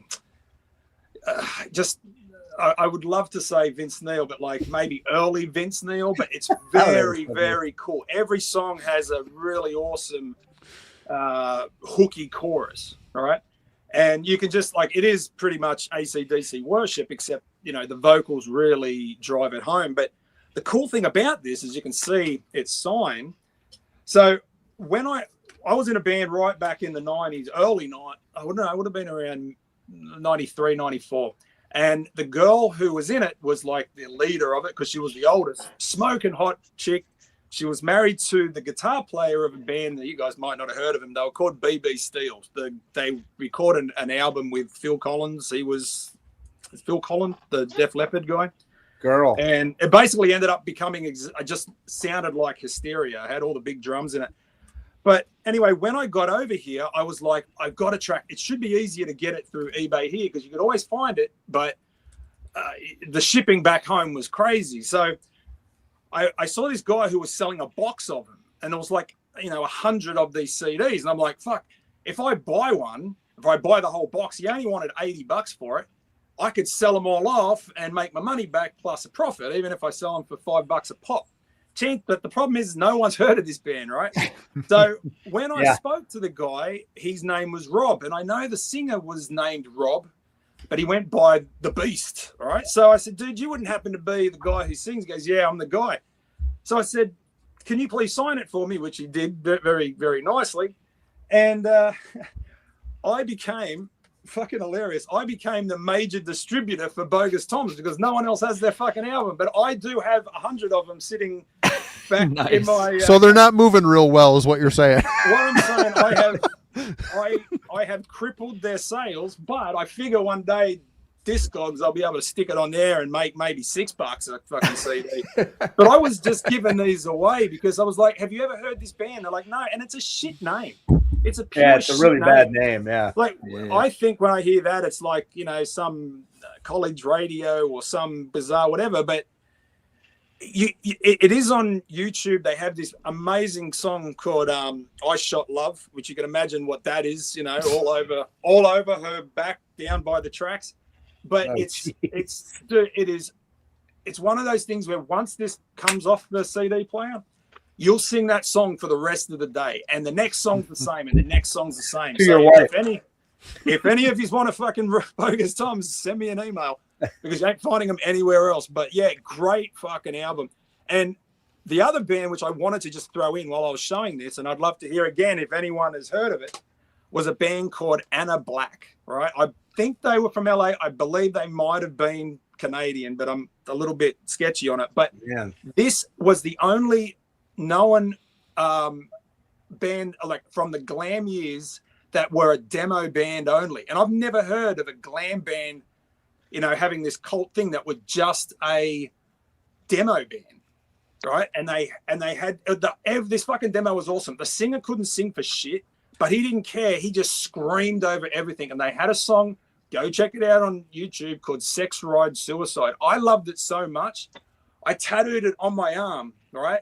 I had a friend who had just gotten out of prison. He had made his own tattoo gun out of a stereo motor and a thing. And he had to play Appetite for Destruction so to run the motor to give me the tattoo. I've since covered it up. But I do have this shit that's one, a story. which I've got, right? But it was like a dude from, I don't even know what he was in prison for. And the tape had to play at half speed because of the power that the needle was pulling. So I listened to Appetite for 4 hours while I got the worst tattoo in history. Ouch. But yeah, Anna Black, if anyone's heard or knows anything I've more never about heard it, of that please name. let me know. But if you want to pick up a fucking Bogus Toms, this is the one. And I'm not trying to sell it to you. I would Hit give Leo. one to you if I knew you, but Bogus Toms is awesome. Lee, you still have like 400 of those CDs somewhere, don't I you? have 100 of these, sir. See, Lee, my Skid Row tape sold like hotcakes. You got to go for the bands on the top of the bill. You're going to flip them. I'm not a good businessman. Like, I'll find something no one gives a shit about and go, you should really have this. And they're like, okay, whatever. That's funny. That is an That's awesome good. story. All right, Alan. Let's see here. All right, let's do this because I've got several items that are connected to this band, and I can move a bunch of things off the table here if we do it. Yeah, Guns N' Roses have come up a lot of times, but the other half of that, always connected was LA Guns. Convoluted history to this band, but the bottom line was, of course, Tracy Guns had worked on and off with Axl, with some projects, but eventually they each ended up in their own vehicle, moved forward. Guns N' Roses, of course, was one of the biggest bands ever. LA Guns did okay for themselves. It's not like they were small potatoes or anything. Always liked the debut album here quite a bit. It's if you wanted to be kind of mean about it, maybe you could say it was like a Guns N' Roses light. It has a little bit of the same attitude, a little bit of the same kind of relatively raw, edgy kind of sound to it. Again, it's a major label release. It's cleaned up. We're not talking about some underground hardcore band or anything. But compared to contemporaries, this one rocks out a little bit better. The stuff that's interesting with LA Guns, though, after this, of course, they've had a long career. They did more albums. They had a fairly big hit on the second album with The Ballad of Jane. That's the one I'm thinking of. Yep. Yeah, I kind of lost track of LA Guns after the second album. Cocked and Loaded. Yep. Cocked and Loaded was the second. Hollywood Vampires was third. I got Hollywood Vampires, but it never clicked with me, and I kind of lost track of the band. Things that are funny about LA Guns, when this came out in '88, the label, it was Polydor, I believe, hyped them as a pretty new band. That the band had formed like in '87 or maybe late '86, and here's the hot new thing out of LA. But they weren't a new band. No, they weren't even close to a new band. They had the lineup even that's shown here aren't the guys that wrote or played on a lot of these songs. The vocalist was a last minute replacement. They got Jeff, I'm blanking on his name. Who's the singer? Phil Lewis. Phil Lewis. Yes, thank you. Lewis, yeah. Phil Lewis was a British expat who had played with a girl like 6-8 years earlier. This album was a kind of a minor to do around the UK in about 1980. Yep. They kind of, and it was weird because it's a pretty soft project. They're credited with having influence on the glam stuff that developed in California. Big time, yes. Yeah. But this album also got a lot of blowback. This band came and went super fast because the press kind of propped them up, but they were trying to break this band at the same time the new wave of British heavy metal stuff was coming out. And so for most fans, this was way too lightweight. So the band got boosted up and then fans crapped all over it and the band disappeared. But you should mention that Phil Collin was a guitar player for them, and he went on to Def Leppard, which is the biggest, one of the biggest of the hair bands, that started as new wave of British heavy metal, but then became a hair. And kind of watered it down over time. Yeah. But there were a lot of other changes too. Even when they were shooting some of the videos for the LA Guns debut, it was still more these guys. This is Paul Black. And Paul Black was the vocalist in LA Guns for a really long time.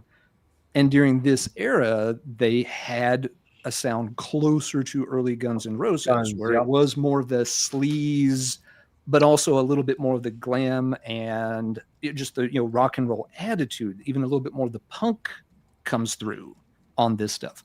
This is a compilation. It's called Blacklisted, and it features most of the recordings that Paul Black could scrape together from members from his time in the band. And there are lots of earlier versions of stuff from the debut LA Guns album, but much rougher versions here, and they sound really damn good.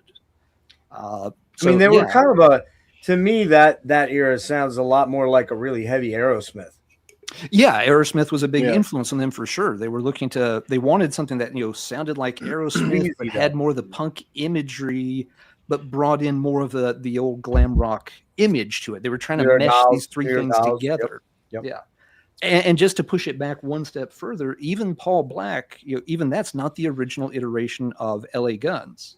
Really early, it's still in high school, Tracy Guns had put together a version of LA Guns and made a recording. Jesus. Damn. And this is a completely different lineup. None of these guys, except Tracy, went on to do anything else. The vocalist on this one is, I gotta double check the name here. Michael Jagos. Not sure. Jackoffs. That's an unfortunate name going through Marty school. dunked it. There you go.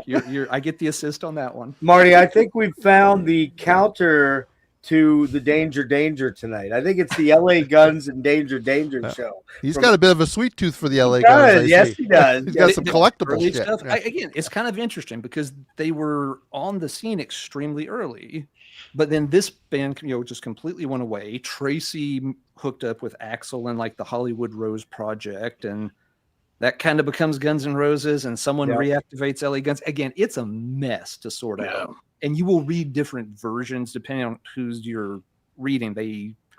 Not everyone's version agrees. But yeah, LA Guns, you can go all the way back to this 4-track EP that was, produced, reportedly recorded in 24 hours by their manager at the time on his own little Raz label. This one sometimes sells for really stupid money, which I did not realize. I have heard, I don't necessarily believe it, but I've heard there may have only been like 100 copies of this pressed up. Wow. I stumbled into it years and years ago, just kind of buying something else and found it. But man, yeah, I didn't know what it was at the time. Like I'd never even seen that before. That's pretty cool. I had never seen it when I picked it up. And the guy's like, "Oh yeah, it's like their first EP." He's like, "You interested?" I'm like, "Yeah, sure. Let's." I was buying some other stuff from the guy. I'm like, "Let's." What do you want for it? I got it worked in. I just bought a pile of stuff, and it was part of it. So, yeah, LA Guns, has a lot of stuff long before Phil Lewis is brought in, and they make their major label debut. All the bullshit about them being a new band that just got started in '87 or so. No, this band had several lifetimes before. And if any of that's appealing, or folks just like the LA scene, the Blacklisted collection from Paul Black is really cool. The liner notes in here, I don't know how accurate they all are, but there are some pretty wild stories about near misses the band had in terms of breaking it big. One of them involves, Tracy and a jet in New York and a Playboy Playmate and a missed audition and all kinds of, typical Hollywood wild stuff. So, sorry, that probably was true. longer, but And could be up to a couple of years ago, there was 2 versions of LA Guns until Steve Riley died. Steve Riley, that's right. Yeah. Yep.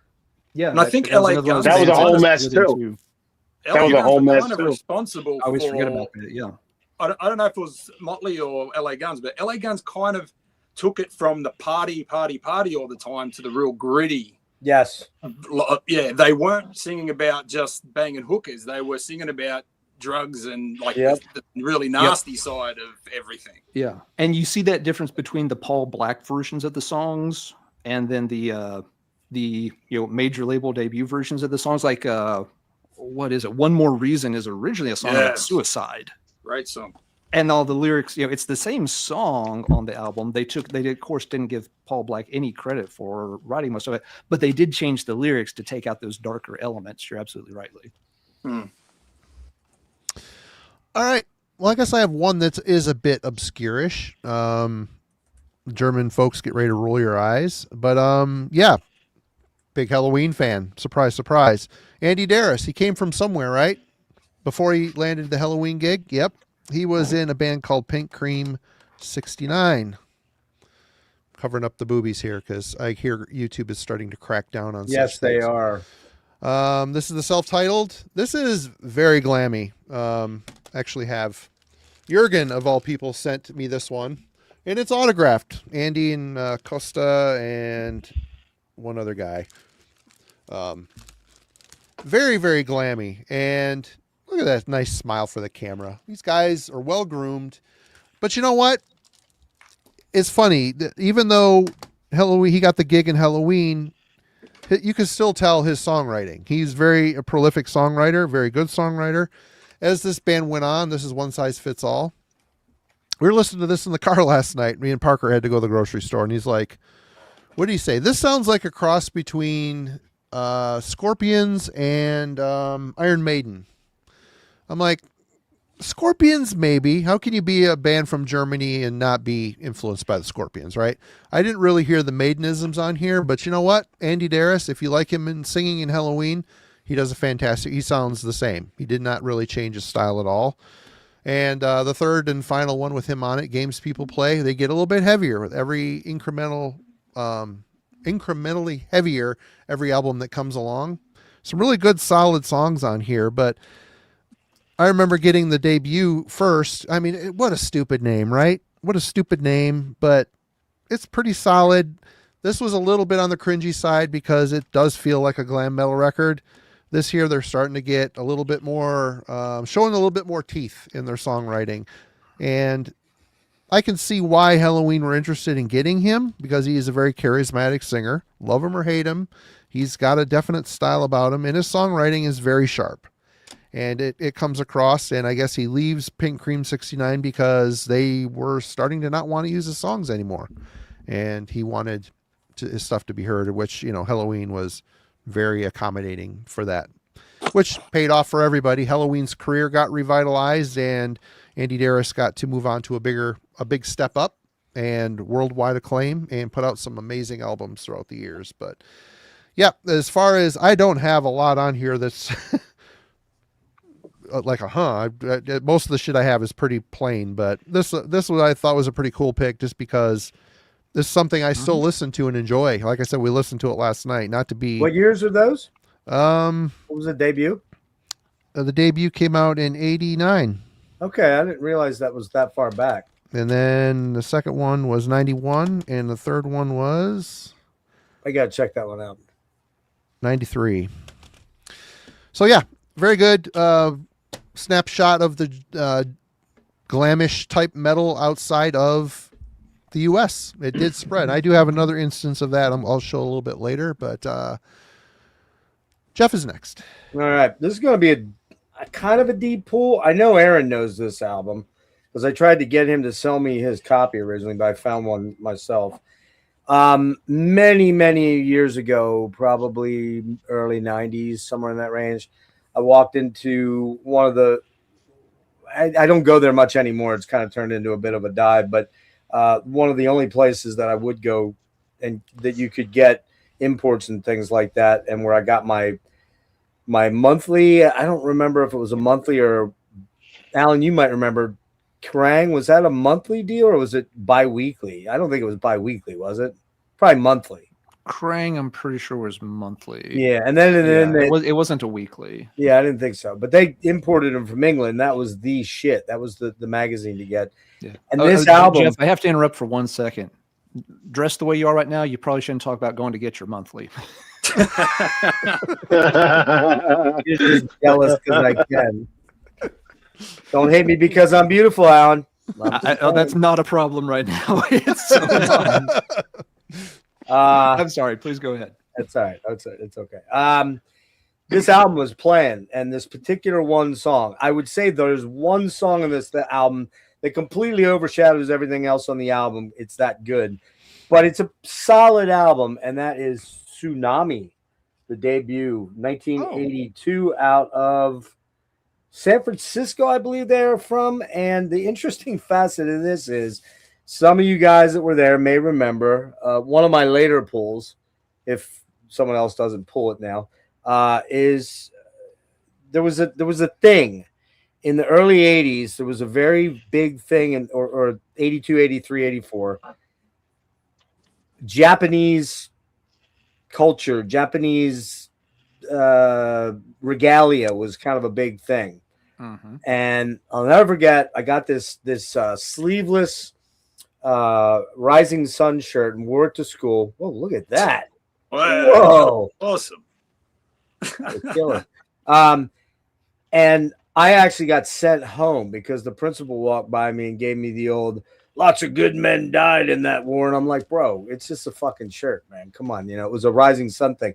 But one of the things that was going on in metal was there was a lot of Japanese guitar players because Loudness became very big. So Loudness is not the band I pulled, but this band had two Japanese guitar players in it, which is kind of interesting. We've got Tatsuya Miyazaki and Tomataka Yamamoto. There you go. And on bass, and you got to check this out. Who's that bass player look like? Anybody know? Anybody got a guess? Anybody know who ELO is? Jeff Lynne? Oh, yeah. All right. But guess what this guy's name is? Max Load. I mean, come on, man. Best name of the night. There's no better ass fucking name than Max Load. Are you kidding me? Anyways, the song on here that is the big single, and this is the Enigma copy here. Very early on that label, by the way, is a song called Run Around. Are you familiar with this at all, Alan? I'm sort of surprised. I haven't heard it in a lifetime, but yeah, I've seen that record plenty of times. Yeah, a really killer track, the Runaround. There are some other good songs like Masters of the Night, Fade to Black's really killer, Call Off the Dogs, the Firewater is good. So it's a good. Anybody know this album other than just Alan? No? Well, worth checking out, lads. It's a good one. I don't know what this will set you back these days. I think I got this one. It's not, I'd say it's VG. Well, I don't know. Maybe VG minus, maybe. But it's in good shape. The vinyl's in really good shape. And there, Ed Lackenbucher, he knows his shit. So Tsunami, check this one out. This is a good one, man. Well worth checking out and seeing whether you want to add it to your collection. So there we go. All right. Nice choice. George. All right. Well, this album, this band, is actually one of my favorite albums of all time. And I think if people looked at it and they might expect something else from it, and they either going to be disappointed or they'll be like, or they'll pass on it. But Cinderella's great album. Night Songs. They just look like a total glam band, but the album is to me, it's like Aerosmith and AC/DC. Yep. That's kind of the feel I get from it. The songs are pretty heavy. I mean, Night Songs is almost almost like a doom song, the way it's just slow and brooding. But it's really, if you looked at it and you were like, oh, forget that. Look at the name itself. I don't know why they picked that name anyway. Yeah. But they look at, the way they look. But they had that whole look, but the album definitely isn't like that at all. Very bluesy. Yeah, very bluesy. Then they through the years, like all the other bands, the hair dropped more. They got less flashy with the clothing, and they, I guess, grew up. I don't know. No, you're right, George. That's definitely, it's a skankier Aerosmith, if that's possible, mixed with a little bit of the hair vibe for like Nobody's Fool. That's kind of the big hair ballad that has to be on every album. But dude, there's some kick-ass songs on there, man. Like Somebody Save Me, Push Push.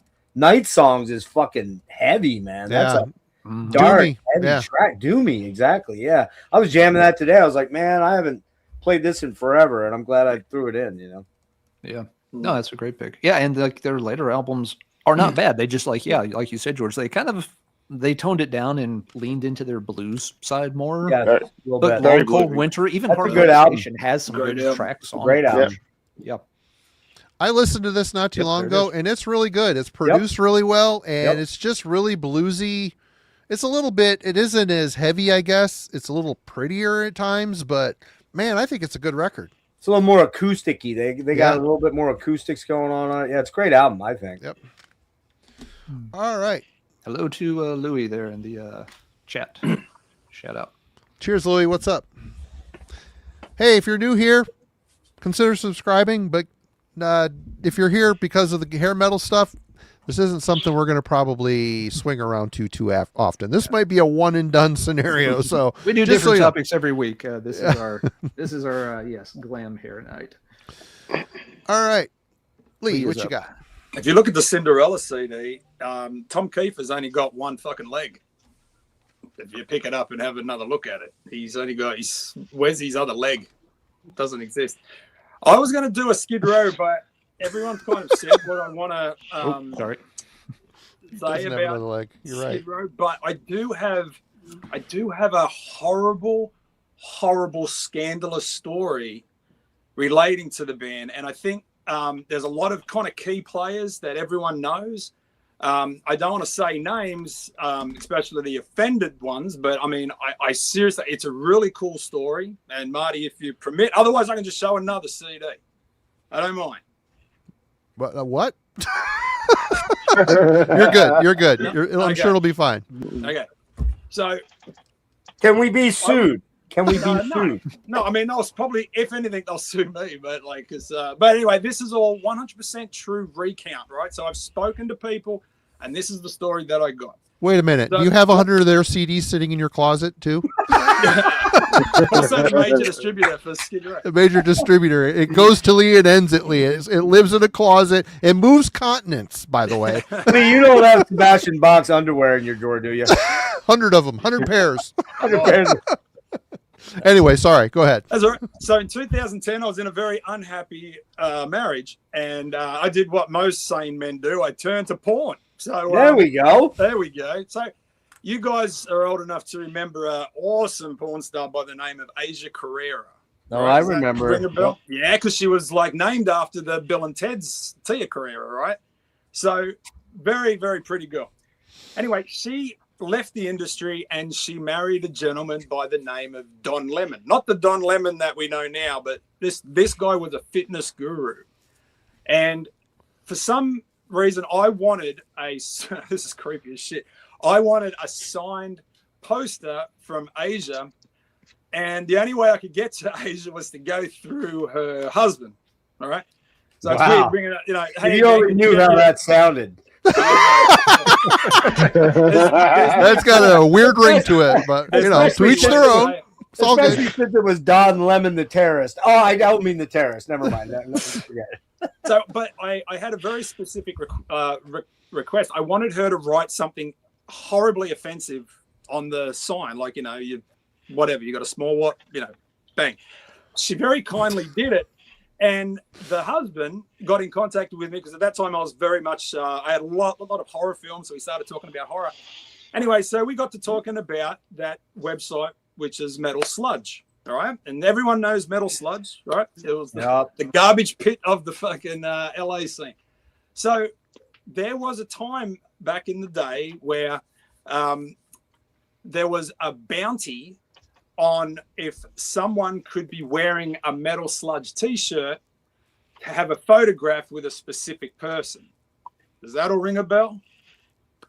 No. Someone's got to say yes. It's okay. So the reason there was a bounty on a particular singer, all right, you have to look too hard. Yeah. And the whole thing was that Don put up $500 if a fan could have their photo taken with him with the Metal Sludge thing. And he goes, this is why that happened. So apparently the singer had forced the young lady to do some things that she didn't want to do. Oh. And it was very much a dirty secret. Now, the only two people that know the complete whole thing would be now, because Don sadly passed away in a car accident not long after I started talking to him. But his wife still survives. And Stevie Rachel. They're the only two people who really know the behind the scenes. The parts He's that the I know Metal is Sludge that- guy. Stevie Rachel, yeah. Yeah, Stevie. So from Tough as well. So they know the full story behind it, but they've never come out with it. And I don't know if it's just because it's one of those things that's like maybe 80% the story's there. But what got me to thinking was like, it's funny that when you look at some bands who just do not get on, but if the paycheck is right, they will go out on tour, right? They will go out on tour. They'll do what they've got to do and just get on with it, collect their money and go. Well, this band's never fucking done it. They've never gone back. Nope. Never gone back to that singer regardless. And you've got to admit, like, the particular band I'm talking about has never put out a great album since that singer disappeared. They haven't. So they've never wanted to go back. And every time they get asked about it, it's like, nope, they're not going to do it. Now, there has to be something there that's like so horrible that they're not willing. Oh, I see where ever you're going do with this. Yeah. I see where you're going with this now. But it's never, ever come up. And it's just interesting that the two people I would love to talk to, and I guess it's a weird conversation, but would be the little bits of that story to find out that maybe the young lady was very close to some of the band. Maybe it wasn't. It was someone, a friend of the band, but it was definitely a story that he told me, and he was very convincing that that's why the money was there, and that was why they wanted. Because they all knew that he did it, and he knew that they knew. You got to think, man. Back in that era, with all the alcohol and drugs that were going on, there was some bad stuff going on, and I'm wondering. Well, I mean, the story broke a couple years back about Steven Tyler and that young girl that was what, 15 or 16 that he took on the road. I mean, the Ted Nugent story. I mean, you know, there's not some admirable. There's some very unadmirable dudes that were kind of doing dumb shit back then. You know, they couldn't get away with that shit now. No. Because it would be out on TMZ and everywhere right away and everything like that. So yeah, that sounds like that particular singer though. Yeah. Remember, he was the guy that got in the big hoo-ha about wearing the AIDS kills. Yeah, that's right. Blanks dead. Remember that shirt he wore on MTV? AIDS kills Blanks dead, and that was he took a long time to get through that because it was pretty tone deaf. You know what I mean, for that period of time. So. Great band though, and you're right. Without that singer, they're just not the same band. I don't think. Yeah, but they've not gone back. So, you know, I don't blame them. Hey, and you know what? Just because I wanted to show a CD, MSG, Perfect Time. This is the best album they ever did. I didn't hear one thing after this, but what a fucking amazing album. That's good. It pales in comparison to Michael Schenker Group though. For me, isn't it Michael Schenker Group? No, that's Macaulay Schenker. Oh, poser, but I really like this album. I've always loved it. But Michael Schenker was with Gary Barden and Graham Bonnet, and there was one other guy in there. I can't remember his name. Do you remember it, Alan? I do not. No, those were the two major guys, though. But it was a different. They got a lot more glammy on the Macaulay Schenker stuff. Yeah, for sure. But the hair on this guy, like that, is the best. Oh my god, he still kind of looks that way too, actually. Look at that. It's a mullet, and it's like a mohawk mullet. It's amazing. He looks like the guy that played Mel in Firefly. Maybe. I thought he looked a little bit Mad Max 2. You know, like I was saying, he's got more of a Mel Gibson kind of meets Thundercats kind of thing happening there. That is Mel Gibson. You're right. That's definitely Mel Gibson. Fantastic voice, though, right? All right. You good, Lee? That's it. I got my story out. I'm happy. All right. Alan. I'm not sure how to follow that. Alan, did you have a singer in your band that might have done some untoward things? There is no single word of that sentence that applies to me, singer, band, or any of it. Okay. Let's see. I've already mentioned a German one last time around. I've got a German one in the stack too. This band got pushed in the U.S. a bit. They were on RCA, had some different press. Never made any headway, and I thought it was a shame because they made 3 excellent, top-notch albums in the late '80s. The band is called Bonfire. One thing that always held them back, I thought, was, of course, being German and playing hard rock. Everyone, of course, wanted to say, like, oh, yeah, it's like, the Scorpions. They don't really sound that much like the Scorpions to me at all. Nope.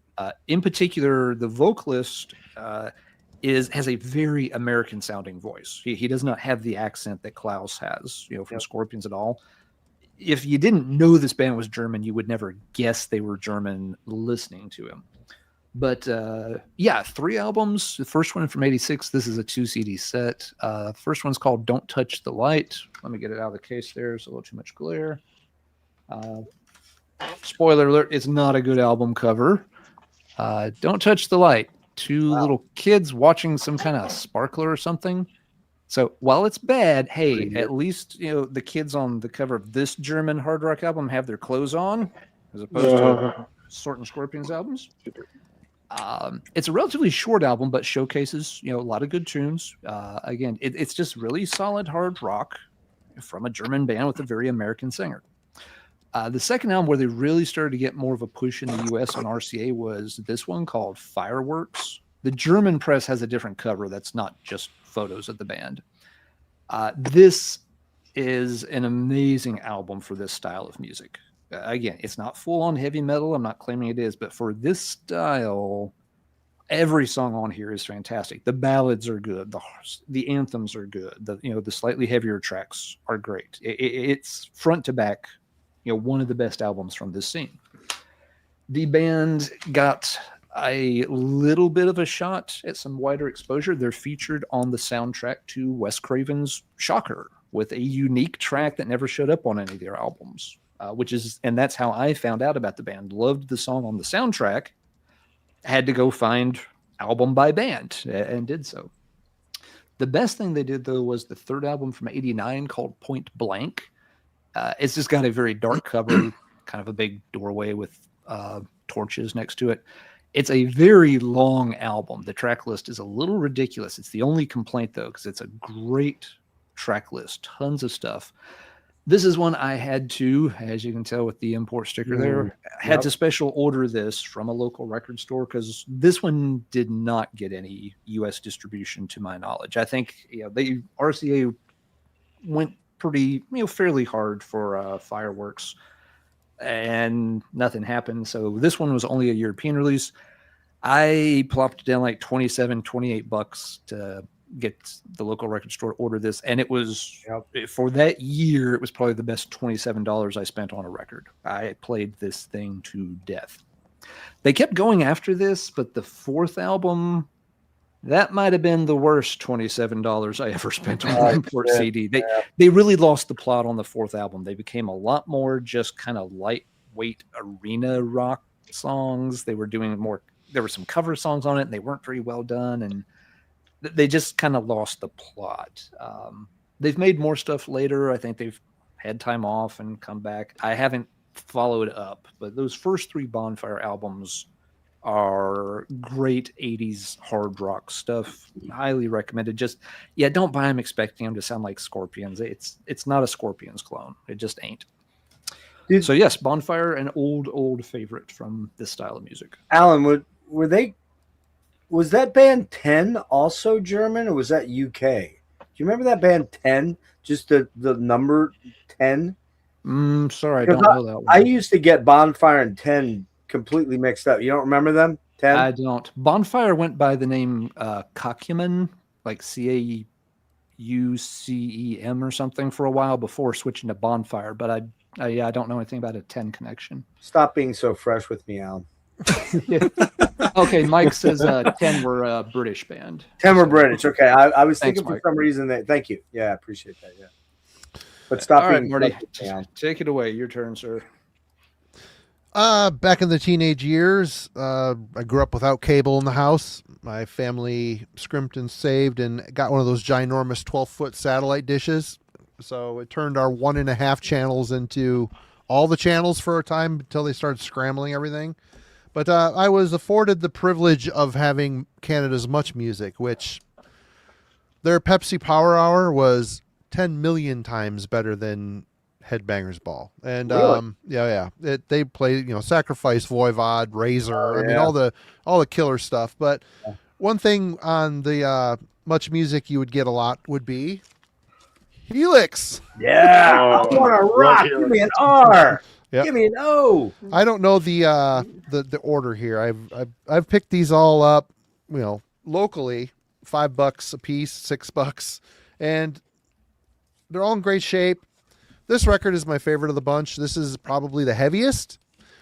They just have a sleazy vibe to them. I mean, on this record, it's just really good hard rock.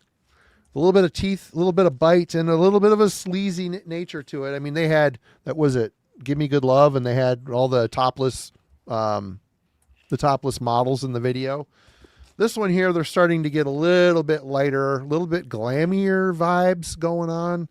You got the ballad on here. I think there was a ballad. Was it Without You, Jasmine's song? I don't know. That was Yes, that's it. What's the name of the song where they're doing the quarry? They're faking that they're in that Rock You. Give me an R. That's Give Me an R. That's the one. That's the only song I know from those guys. Yeah, All I could think of was Diggy Diggy Hole. That's a different layer of cheese we're not getting into. That's But they on are this in one. a quarry in the video. Yeah, that's on this one. Walking the Razor's Edge. It starts off with Rock You. Actually. Yeah, that's the one. Yeah. You know, they're just a solid rock band. They got a little glammy on this one here. Glare, sorry. Definitely my favorite. You know, Canada, they had their glam thing too, and Helix were kind of a national treasure, it seems like, as all the airplay they got on Much Music, it was kind of evident. They were force fed to the masses for sure, just like, you know, MTV did here and everywhere else. They would Bon Jovi or that Home Sweet Home video. Oh my God, just over and over and over and over again. But yeah, check out this one here is Wild in the Streets. This is maybe the heaviest one. George, would you agree? Yes, that's what got me into the band. That video they used to show that all the time on MTV. That's what got me into them. Yep. Definitely. All right. Jeff is back. We talked about bands that started out really heavy and kind of got weak. So I'm going to do a twofer, but it's tied in, okay? Same band. One of my favorite fucking albums of this year is Icon's debut from 1984. Fucking album rips. Steve Clifford's voice is They're good. Fucking real, man. These are the Axe Killer reissues from 2000. I think they're limited to 2,000 copies. And what's interesting about this is they're supposed to be serialized, and mine never got serialized. So, man, dude, fucking songs like Rock On Through the Night, Killer Machine, World War. Oh, my goodness. Fuck, Hot Desert Night, I'm Alive. Man, this is a ripper. But yet, I don't know what you guys think, but it looks pretty fucking hairy to me. They have the look. That's pretty. That's got the look on. This Not many mustaches in glam metal. Have you noticed? No, there wasn't much back there, was there? That was a new wave of British heavy metal thing, and then it went. Yeah. But here's then what happens is they go to this album, which I got to be honest with you, I think is a fucking masterpiece of hard AOR. Let's call it. It's almost like hard AOR. It's hard radio rock, and that is Night of the Crime. I fucking love this. I love this album. Love it to death. But it is far less metal than this album, with the exception of the song Out for Blood, which is a barn burner, man. Starts out with like a minute 30 guitar intro that's wicked. And again, this one came with the serialization on them. Alan, you're aware of this one? You said that, yeah, that's the album. Oh, I've heard both, but yeah, Night of the Crime is my favorite of the two. You're right. There's a difference in sound, but yeah, just Missing, Night of the Crime, yeah, Naked Eyes, fucking Danger Calling, Out for Blood, Raise the Hammer, man. I mean, so many killers. The Whites of Their Eyes, Don't Fire. Yep.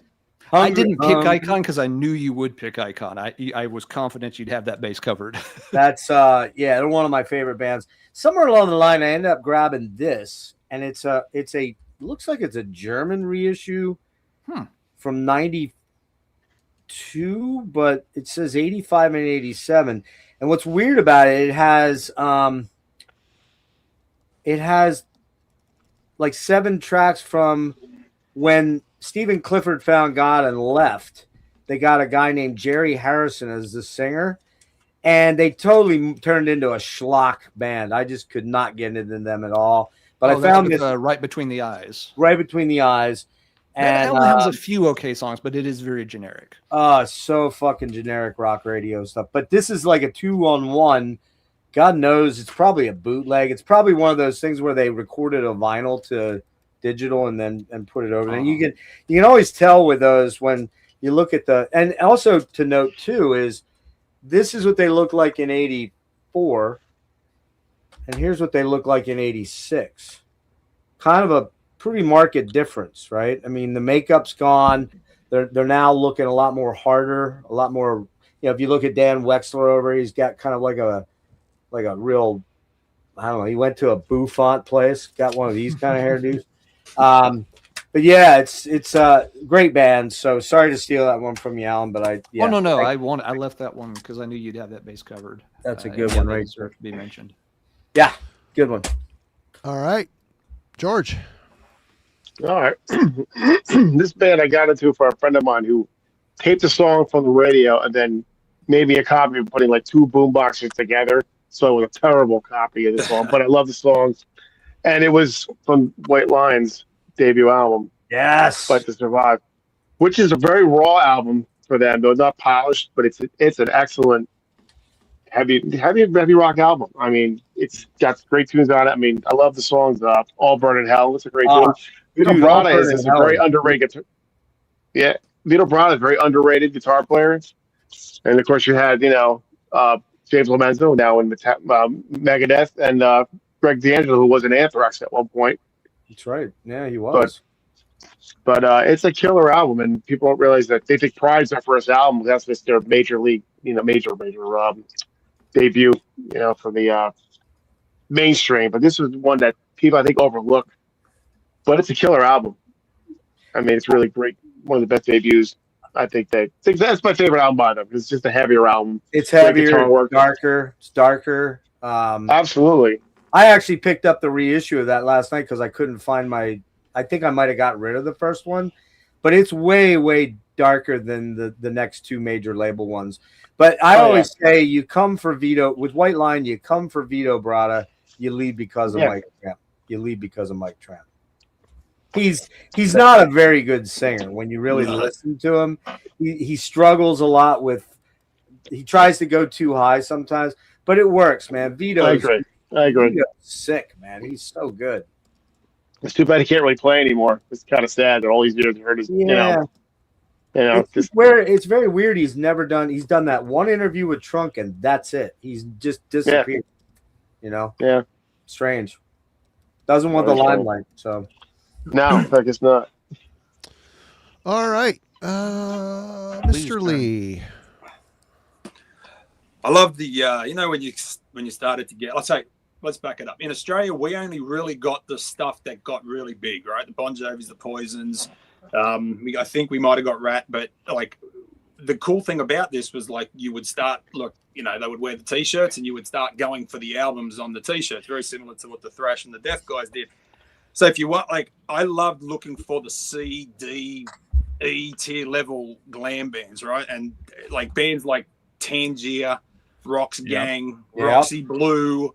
There was a ton of those bands, but this was a band which never really did much, but they should have because they had the right friends in the right places. And I'm surprised no one's brought them up yet, unless I missed it. But Faster Pussycat. These guys could have been. I had that. They could have been Gunners if Gunners didn't have it. The only thing was they didn't have anyone in the band that could really play or sing. So other than that, they were great. But they had a like Ricky Rackman in their corner. I mean, granted, he wasn't at MTV yet, but like they had their own club. They really had this captive audience of people that would go to this place. And I mean, my first exposure to them was Decline of Western Civilization when they played on that. And though this is not my favorite album, and the funny thing is I got two of these because Amazon sent this to me. And this whole album, you can see it's got a slight bend in it, but I kept it sealed because I thought I might hang it up.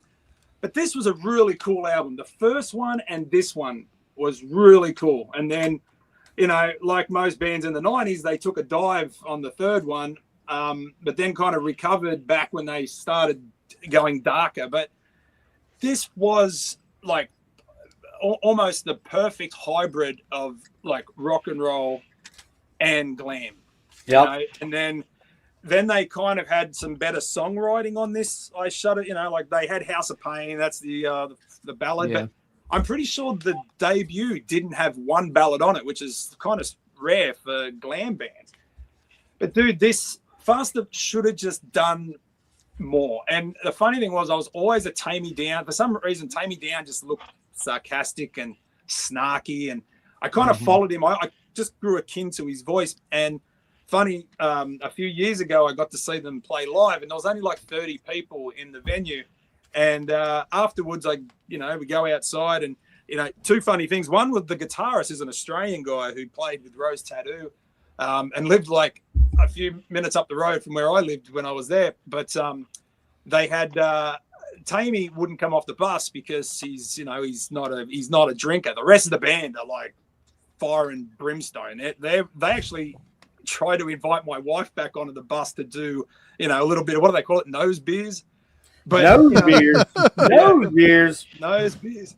So I mean, she didn't fall for that trick again, but again. But Tammy comes off the bus and I didn't recognize him, and he's got this little dog, and I spent a good 5 minutes patting his dog and didn't realize that the guy that I've been such a massive fan of was standing. I said nothing to him. I said absolutely nothing to him. Wow. And what an idiot. But he doesn't look that different. He doesn't look that different than he used to, though. He's trimmed up. He's gotten a lot slimmer. Yeah, he just like hair shorter.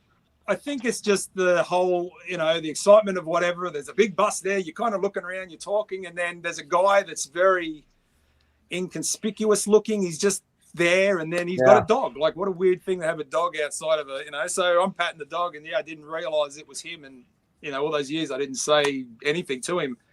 But yeah, Faster's one of those bands. Like when you see him in front of 30 people, it's such a heartbreaking thing. But dude, they sounded absolutely phenomenal. I just could shut my eyes and just think that I'm in the cat house, and it's there's all these women in no clothes, and it was the coolest thing. Sucks that I look at myself and I'm still 50, but it was so cool to see him play. Yeah, so Faster, no one's mentioned Faster, and that's a sin. That first one's canon. You should own that for sure. Yeah, I'm good.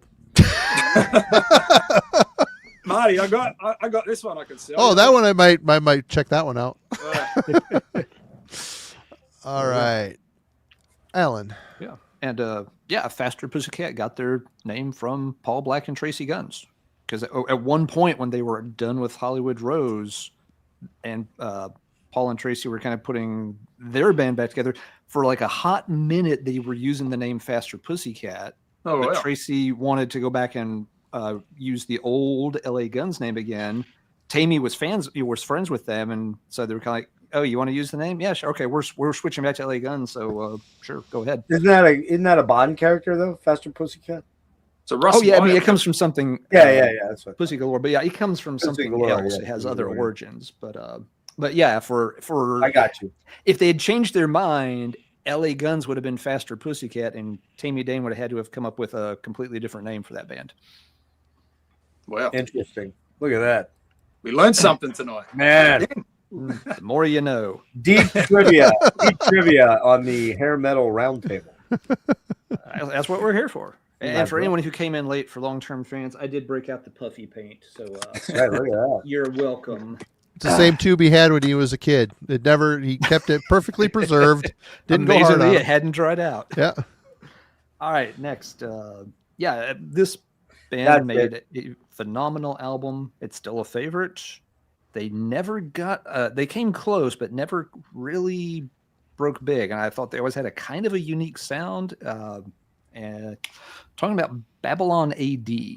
Yeah. This one came out in, good. I'm glad y'all know it. This one came out in 89, and they had just a little bit of MTV exposure. I caught the video at some point and was just instantly like, that's really good compared to most of their contemporaries. It's not just really lame party sleazy watered down stuff. Vocalist on here, I think his name's Derek Davis, really great soulful, moody, kind of sexy voice. If I had been a 15-year-old girl, I would have put pictures of him up on my wall. Screw all these Sebastian Bachs and these other guys. I don't know what's going on with you tonight, Alan, but Davis had. I mean, between you and Lee's kind of horn recitations, I'm a fucking mess over here. God damn it! The guy in leopard leotards is the moral compass of the evening. Everybody, just throwing that out there. But yeah, they didn't really go for yes, hair, but again, everyone had that. They weren't really going for an overtly glammy or feminine look. And the songwriting's just a bit different. The guitar work is really good, but it's not meant to be super duper flashy either. The songs, It just have a much moodier, kind of better atmosphere to them than your typical MTV party fare. The A side on this album is absolutely fantastic. The B side's not is maybe just a step down. Their almost claim to fame is one track of this did get featured on the RoboCop soundtrack. It's "The Kid Goes Wild," and that song, they have the bridge of it. It's a song about, it's a little bit like the story with Skid Row's 18 in Life. Ne'er do well kid goes out with a gun and messes things up. But in the bridge of the song, they hired somebody to talk like the kid, to be like the voice of the kid, angry, shouting at everyone. And they got Sam Kinison to do it. So you had a connection with Sam Kinison when he was really popular, and they got on the soundtrack, for a pretty big movie, but it just didn't happen for the band. And it's a real shame because it's a cool album. They followed it up in 92 with I don't even remember it's Nothing Sacred. There we go. Is the second album. But it came out in 92. Nobody was paying attention to this stuff by 92. And that album is kind of uneven. It's got a handful of great songs on it, but the rest of the songs are very forgettable. The second album always has a weird place in my memory too, because I ended up buying the cassette for Nothing Sacred on the afternoon of my grandfather's funeral. Yeah, he died in the middle of the summer. The album had been out. It was one of those big Southern funeral kind of things where, there's 180 people and family members all now in my grandmother's house. And every one of them has brought 10 pounds worth of food. And it was just, kind of a weird scene. At some point, my mom was like, this is just a little much. So she took me and my sister out. She's like, let's go get some air, basically. And we drove the next town over, to just wander around the mall for a while. I think she needed a break from everything too. And I went in the record store and they had it and I picked it up. And so there's always this weird connection with the sophomore album and my grandfather's funeral. The band has made some other stuff in later years. I've never checked it out. Can't comment on it at all. But that first Babylon AD album is excellent material. Yep. You can still find it pretty cheap. It was a major label release, but it never got a following, so it's never gotten expensive or anything. Definitely a good one to check out if you like the better end of this kind of 80s hard rock spectrum. Yeah, that's a good pull. That's one I didn't think to pull. Oh, thanks. All right, Marty, what's over there on your stack next? Well, this is an album that Logan sent me within the past 6 months. Did he buy it at Walmart? No, he got it at Goodwill. He does Goodwill, most of his music course. shopping at Goodwill. So just so you know. I guess he gets the posters at Walmart. My bad. That's right. The Walmart was the posters. But this is a Welsh band called Tiger Tales. This is their second album. Killer. Someone in the I was restringing 4 guitars, getting ready to go the next day into the studio to record the third Glorious Dead album. And I said, I'm throwing this bitch on. It's been sitting here staring at me for a while. And it took me about half of the album to wonder if it was a joke or not. Because it sounded like dudes taking the piss on this whole style. And then I started looking at the date. It's pretty, it's in the 80s. The loudness factor. Yeah, and it's like... but then about midway through, the solos are too good. There's a couple catchy tracks here and there. I'm like, I think this is legit. And then come to find out they're from, the UK. And it's just interesting hearing other countries take on an actual, this is probably the most straight up hair metal thing I own is this thing here. And it was, it's their second album. This came out. I don't know if I can even read it. The text is so small. Music for Nations. I can't read it. Made in France. I don't know. But, pretty solid. I don't know how much I'm going to pull this one off the shelf, to be completely honest. But I figured, I don't think any of you folks are going to be pulling Tiger Tails. I'm like, I know them, but I don't own it. Yeah. you got to justify Logan sending this to me. I did. I'm keeping it. So I did it. I didn't hate it. But yeah, it took me a minute to is this kind of like a Steel Panther type of band? And then looking at the dates, I'm like, ooh, this is right in the time zone where this was all happening. So Ed's asking if that's on Combat. Was that on Combat? I don't know Ed in the U.S., but this is the Music it's for the Nations UK. Oh, pressing. yeah, So okay. yeah, It might have UK been. band. They did a EP, I believe. Was it called Bonsai? And they covered Creeping Death and Peace Cells. Really? Wow. Yeah, oh, yeah. Wow. It's phenomenal. Like, I really like that album, but the Bonsai, I believe it's called Bonsai, but they did Creeping Death and Peace Cells. It's really good if you can check that out. They got 9 full-length studio albums. The last one came out in 2016. Damn. So it's been a minute since they've done anything. And yeah, there you go, Tiger Tails. And we're back to Jeff. All right. So we're going to do another band that came out with a pretty banger debut. That's pretty hard. I would say there's some very definitive metal tracks on this album, and then there's some that kind of skirt ever so slightly with more like really hard rock. And then their second album, which I have here, is, man, I really love it, but most people hate it. But it just went to total weak AOR synthy shit. And that would be, and the interesting thing about this band is that the singer did the 2 albums with this band and then created another big kind of hair metal band. And that would be, which I may get to here if someone else doesn't beat me to it. And that would be Stone Fury Burns Like a Star. Fucking this album is a killer album, man. The title track, Burns Like a Star, building kind of Zeppelin-y, but in a more metallic framework. The singer is one Lenny Wolf, who then went on to form Alan? Kingdom Come, that's right. Bruce Gowdy over here, that was mainly those 2 guys, because on the second album, this is their second album, Let Them Talk, they kind of ditched the hair metal look, but went for the poodle look, I guess. Look like a villains on Miami Vice. Well, you know what? This was out of print for a very long time, and I finally found it on somewhere a couple years ago. It was on MCA, but then it was reissued. And after I went and bought this and got it, I'm like, man, that print job doesn't look right. And the more I looked at it, it's absolutely a bootleg. It's a Russian boot. It has to be. Because just like the letters, the song titles are off and all kind of weird shit. But again, I really dig this, even though it's super AOR. But I mean, look at me. I mean, I would like AOR. You know what I mean? But this one here is a banger. You know this one, Alan? I've seen it. I've never checked it out, but I haven't. It's just I never have got around to it, kind of thing. I haven't checked it out. Anybody else know it, George? No, never heard of it. Oh my god, dude! I mean, you just said Kingdom Come, right? You said Kingdom Come. Was that you? Someone did.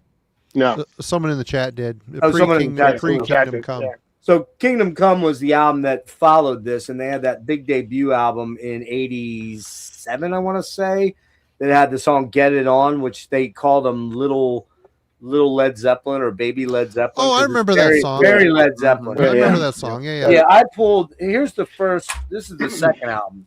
This is "Do You Like It?" And this has a couple. In Your Face. I'm sorry. Yeah. Do You Like It's the lead off single. In Your Face. Really great stuff. I mean, is it metal or is it hard rock? I don't know. It's a tweener thing. But this album right here, man, the song "Hate to Sleep Alone," tell me that's not fucking metal. It's a fucking banger. Mama's Love, super heavy. But then they got a real sort of a ballad called "Shannon You Lose" on here. But there's a lot of great songs on here.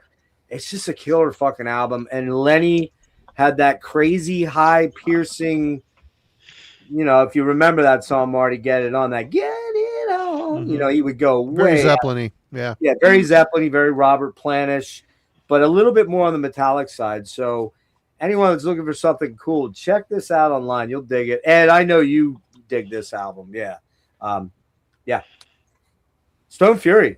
And look at that metal fucking logo, man. I say it doesn't look very glammy. It looks looks just like an old metal record. Looks like an old 80s metal record. Yep. Again, this is 84, and then they go to this in 86, and it's like, how much less metal can you look? And that is the actual album cover. It became very strange. I don't know why they went that route, but yeah. All right, George. All right. As we know, a lot of the bands that established bands started going towards that glam metal sound and that look too. And this band is no different. And this is their final like true album. And the way Jeff looks today, he could have posed for it. It was his sister whose love is for suckers. Definitely their most. I actually like the album. People put it down, and I think the only one that's on it is D. And what do you call it? Red Beach plays guitar on it. The band is the rest of the band is supposed to be on it, but they're not even on the album. Really? He might be in a couple tracks, but yeah, because it's supposed to be a D solo album, and the record company said, "No, you're going to make a Twisted Sister album because we got to sell it." Well, it didn't sell anyway. They dropped the whole makeup themselves, and they did it. But I think it's still a good album. Got other tunes on it. The drums are they sound like they're fake drums, but they say it's Joey Franco. I have no idea how true that is either. But I mean, the opening song, "Wake Up the Sleeping Giant," is one of Twisted Sister's best songs. It's a great tune. The rest of it's a little bit, very hair metal and light, but I still like the album. And for all those bands tried to chase that whole hair metal thing. Some didn't, but bands like this, like Marty Show Tisk did it, of course, with Asylum and Crazy Nights. Then Priest even tried it with Turbo. So that was the thing. Yep, there you go. Yep. They all tried it. Just let's chase that commercial prize and just follow. Even Accept did on Eat the Heat. Yeah. They all did it. Almost every single one of them. That Joe Franco guy, I think he was in that band, the Good Rats. Did you ever hear them? Yeah. It was a New Jersey band, and then he went and joined after.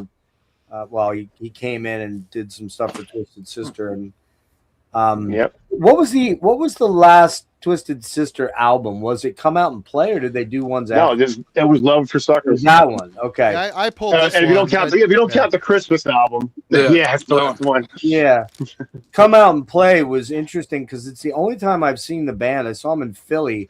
Dokken was opening for them like they were opening for everybody, and D invited all the people up onto all the people in the first 6 or 7 rows. He had just invited them up on the stage. Could you imagine doing that now? There's no fucking way they'd ever do that now from an insurance standpoint. But everybody was up on stage dancing around, and it was kind of wild, man. That's the only time I've ever seen it, but they were great. They're not real metal on these albums, though. The only real metal album they did was Under the Blade for me. Yeah, that's true. Yeah, but no, good band to bring up. It's a little odd we didn't bring up Twisted Sister until now. So good call, George. Or Dokken, for that matter. I've got Dokken here. I've been waiting for someone else to pull it. I left that one wide open. Someone else to pull it too. It seems like I'm already picked for sure.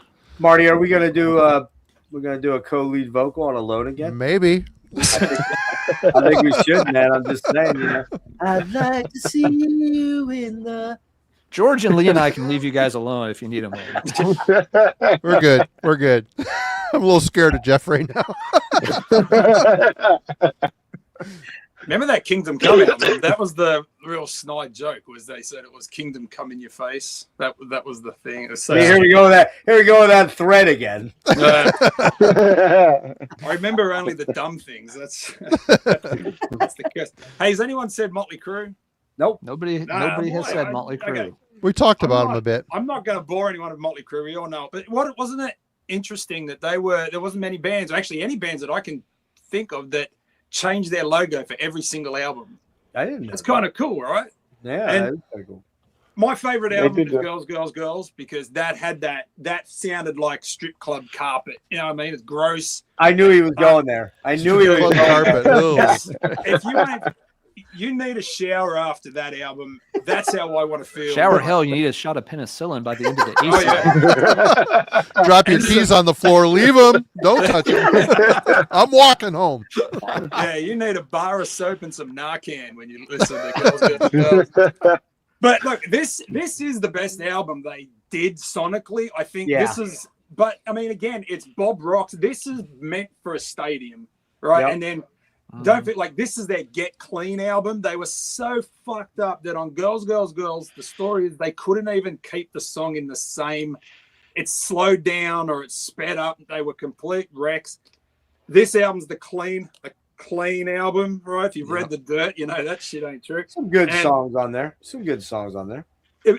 This doesn't have a bad song on it, and I mean, don't go away mad. Just I love that song, girl. Don't go. Hit, you know, if you have ever gone through divorce, kids, that's the song that you want to get you through it. And you know, this was obviously the infamous trip to Russia, because old Bob, was it Doc McGee, had been in trouble for peddling drugs or trafficking drugs, so he had to do his penance of putting on a anti-drug thing in Russia, and so Motley Co. Turns out they just did drugs for the entire time. But I don't want to get too much of Motley. We all know that, but the band that everyone loved that 1994 album. The problem is that it isn't a Motley Crue album, right? It's like half Pantera, half John Corabi, right? And this fucking album is absolutely a killer, and I'm so upset that it didn't stay with this band. He should have told Motley, go, you know, off and stay with the Scream, because this is from front to back rocking. It's heavy. The vocals, John Corabi's voice at this particular time, second to none. Like this was, especially with all the grunge stuff coming out, like he had that soulful grunt. There was like a gravel pit in his throat when he sung. And you know, the funny thing to the 1994 album is the best Motley Crue album that came out in that year was the one that Vince Neil put out. All right, because he goes and puts out this awesome solo record which sounded exactly like the way I want my Motley Crue to sound. But yeah, they destroyed one band, made a great record, just wasn't the record that we were after, you know. And it's really sad. So yeah, the Scream, if that's a great album. Yeah, one of those forgotten ones, man. Like, dude, what is it? Father, Mother, Son. I don't know what it's about, but for something that just gets me. It's a little emotional when I think, maybe because all my parents are dead, and so this is the one that's like, you know, he remembers his father and I don't know. Kind of weird that a grown man would cry at a song, but yeah, great album. I've done it. I don't care. You've done it? Yeah. Yep. Well, I'm not Fields of the Nephilim songs. Yeah. Oh man. Yeah, they're heavy. Scream is awesome. Yeah. Yeah, that's a good one that I don't think anybody's gonna pull there. You're right about that Vince Neil solo album with Steve Stevens is on it, man. He rips on that thing, man. It's great. Yeah. Robbie I don't Crane, own Vicky it anymore, Fox. but Vicky Fox stole all their equipment apparently. that's right. Sold it. From another band that may be mentioned, maybe. I'm not sure. We'll see. We'll see if it's mentioned yet. All right. We'll see what Alan has here. Let's see. I'm going to do this one. I have never met anybody else who really knows or cares about this album, but I always thought it was quite good. It was another. You're pulling my pick. My next pick was going to be that. No way. Okay, I'll pass. No. Do it. Sure? Okay. No, do it. If you were the one person that might have remembered. Well, that. I went to school with Johnny. That's right. You to high told me school that with before. I forgot about that. Yeah, I'm yeah. sorry. Yeah. But yeah, they it didn't come out until 92. And I think that was one of the big knocks against it. So, but it got a little bit of MTV exposure, saw the video, liked the song, picked it up. It's always kind of a cool one. A band from Jeff's neck of the woods called Hardline. And they were from LA because Neil Sean was the guitar player. But the two brothers that are on there is Johnny Jewelli, who's the singer, and the rhythm guitar player is his brother Joey. The other guys were all from LA. So, okay. Yeah. All right. I knew they were LA, but then I was like, wait, was Jeff? Yeah, I disconnected when you were like, in high school. But they had moved. What had happened is Johnny and Joey. Johnny quit high school in 11th grade. His brother was 3 years older than him. Don't do that to me, man. Don't do that. They went out to LA, and their sister married Neil Sean and had, I think, 1 or 2 kids with Neil Sean. And that's how that band kind of came together. They were called Phase originally. Then they moved out to LA and they were called Killer Hit. And then they became Hardline. So that's the kind of the lineage there. Sorry. Oh, no. Thanks for getting the details straight for me. But it's a really good, it's a hard rock album. And by 92, again, you're not finding a whole lot of traces of makeup or anything in band photos. Everything's a lot cleaner. But it's just an excellent set of songs. There's not a ton I'm going to say about it. don't remember which song got the video. It may have been "Life's a Bitch." No, it was Hot Cherie, I think, wasn't it? Well, "Hot Sherry's" Cover. the track. Now that is the killer track. Yeah. That is a timeless song. Yeah, that is Yes. just beautifully written. And that's a Coney Hatch song. That's a cover song. That was the only cover song they did.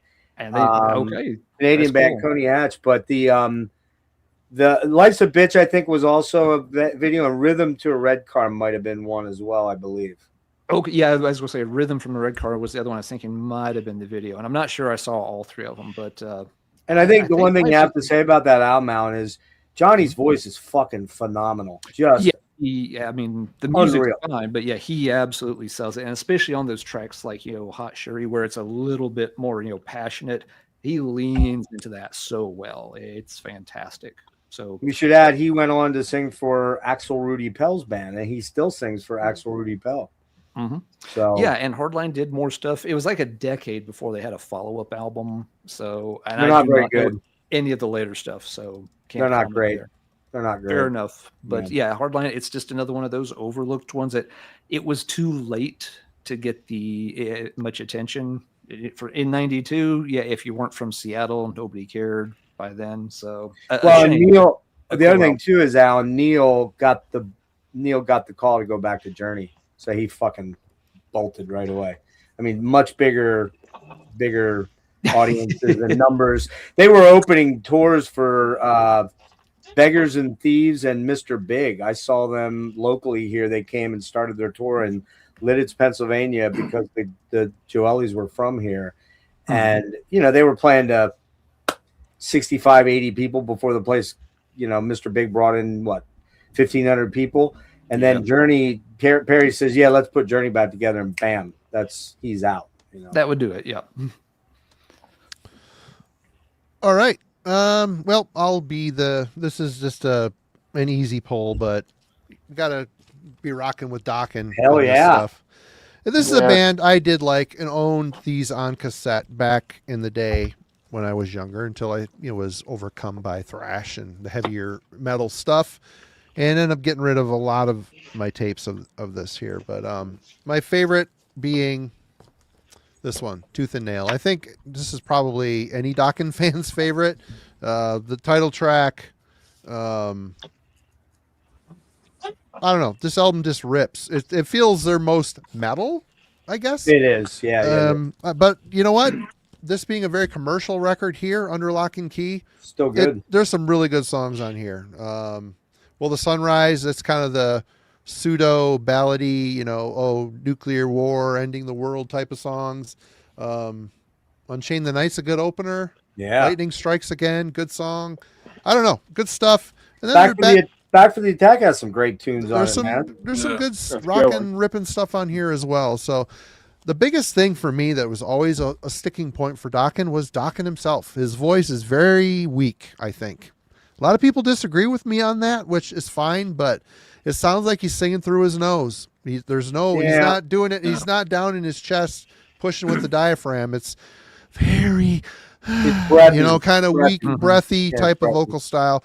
And Marty, I saw him a lot back in the day. I saw him at least 5 or 6 times. They opened for every big band I saw. Priest, they were on the Monsters of Rock shit. They were over Metallica at Monsters of Rock. And he would scream a lot, man. And he was fucking, Well, Don Dokken now and me right now, we're probably about neck and neck. neck and neck, yeah. But he had a good voice live, but he screamed a lot. And he didn't have a powerful scream. You're right about that. He didn't have a ballsy scream. And he ended up kind of roaching his voice. Now he's tough to listen to. Yeah. It's not. I feel really bad for these bands that hold on, let me get you up here, Alan. This is pre-Lynch Dokken from about 79 or 80. His original 7-inch, which is a bit heavier than anything. Yeah, he would do later on, but it's is it really a little bit? Yeah, I mean, it's not a metal single, but it does feel more like just a little heavier hard rock sound compared to their 80s fare. But yeah, this does not have. What's the songs on there, Alan? Let's see. I don't remember. I haven't played this. Both songs are quite good. I liked it enough. I went to the trouble of tracking it down, and it was a pain in the ass to find this. Really? It's got Hard Rock Woman and Broken Heart. Broken I know Wing. they've appeared on like later anthologies of Doc and stuff, but yeah, cool stuff from very very early in his career. I think Dokken really exemplifies exactly what we were talking about, the guitar hero being the stud. George Lynch is a monster. He's a fucking monster. And of all the things about Dokken I love the most, it's George Lynch. Sure. And if can you imagine if Don Dokken had more power in his voice to meet the to come up and unite with that power that coming through the guitar, and some of their song like Tooth and Nail is a great album. Well, yeah, I mean, but you got like Scream, you got like Dream Warriors. You got actually, believe it or not, Pilsen does a lot of the highs on that song. Yeah. So it's actually his backing vocals that kind of held that together. Yeah, I love Dokken, man. I'm never gonna not love Dokken. I don't feel quite as intensely about his voice as you do, Marty. I still do enjoy it. It is what it is, and it's kind of a nostalgic thing at this point, but it's always bothered me. He's the weakest link in his own damn band. Yeah, you're probably right about that. Yeah, I would agree with that for sure. All right, this one I owe to Mr. B. Arkham, Mr. Brian Tuck. Clued me into this band, and I was able to track down an OG unopened copy, which means it's probably a bootleg. Who knows? I don't think it is, but who knows whether it plays. I opened it, but I haven't even played it. But I tracked down the CD, which was reissued in 2024 on Bad Reputation, and that is Viper with a Y, Viper. Anybody know this one? Yep, it's been for ages. Yeah, I've heard it. Yep. Prepared to Strike. Kind of fun fact about this band was they were produced by one Eric Greif. Who's Eric Greif? Oh yeah. Who's From Eric Greif? Death He was the guy who Manager. he ran Viogression, but that's not what you're referring to. No, it's not what you're. No, I'm talking. No, not that. No, Eric It's the Greif same- from Death. Yeah. It's the same guy. Yeah. Oh, it is no, the yeah, same no. guy. Viogression was the band he had in Wisconsin before he got a hold of Chuck. Yeah. Oh, I didn't know that. Okay, Yeah. I didn't know you Yeah, had that. and Viogression was kind of a very Floridian sounding death band on the on the Milwaukee scene. Yeah. And I haven't read the book. Milwaukee I haven't Metal read the Fest, book. Eric was like, "This guy is going places," and Yeah. latched Oh, it on. jumped in. Yeah. Eric's passed now. I believe he passed a couple years ago. He did. That's correct. Yeah. But he twists the knobs apparently on this. I would call these guys kind of Dokken-ish in a lot of ways. Big hair. Check out the hair on the stinger in the middle there. Look at that. Wow. Ooh, fun. This is 1985, 84, 85. The guy's got a pretty good voice. The songs are pretty solid. A lot of killer fucking riffs on it. Yeah, man, it's a good album, and I think Brian he's in the chat there. I've talked to him many times about it. I'm very happy. I throw this in, and I suddenly find myself I'm not waiting for you. It's just like, yeah, I'm digging it, man. I mean, is it anything like earth shattering? The guitar playing is really solid. Is it George Lynch? Probably not. I would think even Marty, you would probably listen to this and dig it, but be like, yeah, Don Dokken's probably a little better than that guy. But yeah, good album. Prepared to Strike. Viper out of Kansas City, I believe. Kansas City, Missouri. Yeah, the lyrics. Oh, yes. Thank you for reminding me, Mr. Arkham. I did want to throw one thing out there. Without question, the very best lyric that you will ever hear tonight on any song is this lyric. The song is called Nighttime is Wild. Are you guys ready for this? Oh, boy. Right. Get ready for this, because I'm telling you, Neil Peart, eat your fucking heart out, bro. All right. Nighttime is wild, so don't leave your child in the park. Repeat again. Nighttime is wild, so don't leave your child in the park. That's the chorus. I defy you, Worm, to listen to that song and not be singing it by the third time in. I guarantee you will be singing it. Yep. But wow, the prose is amazing on that one, right? Yeah, that's some good shit. Yeah. All right. All right, Mr. G. All right. Well, we can't talk about this kind of music without mentioning this band. I don't think anyone would show it. Maybe you would. And I'm going to show the band cover of Strikers with Hell with the Devil. Hell yeah. Love it. Love that album. Which is funny. It was banned just for the pentagram, and church groups were banned at the name of the album's Hell's Devil, which is funny as hell that they were just pissed off at the name. But it's a great album. I mean, Lee's got one of the Bibles. Oh yeah. Oh, there you go. Look at that. Oh, look at There you. you go. I find that sacrilege. Like that's a crime, right? To put your name on the word of the Lord. Yeah. They're singing for the Lord, though. So I guess it doesn't matter. Yes. Whatever sells Always records. singing for the Lord. That's right. And it's funny because the back cover, I must have been listening to this years ago. My son was little, and he said, "That looks like Mom." Oh my God! I'm thinking Mom will like that too much. Wow. I was like, "Oh shit, James, don't do that to your mother." Boy, that's Oz Fox. Take them words out of your mouth about Oz Fox. George, I'm going on Yeah. the record. I'm right there with you. Soldiers Under Command and To Hell with the Devil. Some killer goddamn riffs. Yeah, The only problem with every fucking Striper album until the more current ones now is that Michael Sweet always had to put one of the lamest ass ballads ever on every album. yeah. Well, that's their thing. He had a good voice. He had a good honestly. voice, but go ahead, George. Sorry. Go ahead. Let me talk He over still you. has a good voice, though. Yeah, He has to bring Yeah. it down an octave now, but he can. Yeah. Well, then he didn't sing for like a lot of years. The Striper broke up, and he just did some solo stuff. So he kept his voice. A lot of the bands like Doc and kept going. That's why his voice went to complete But shit. he was a screamer, dude. Like, because I saw them on that tour with Hurricane opening, the band Hurricane.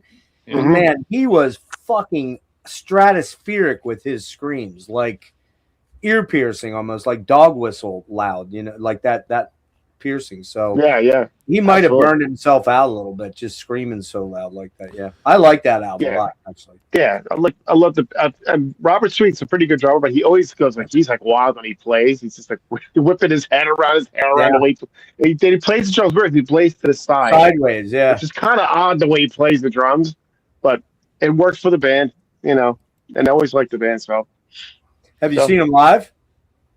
no, they played around here, but I don't know, something happened. I couldn't go see them.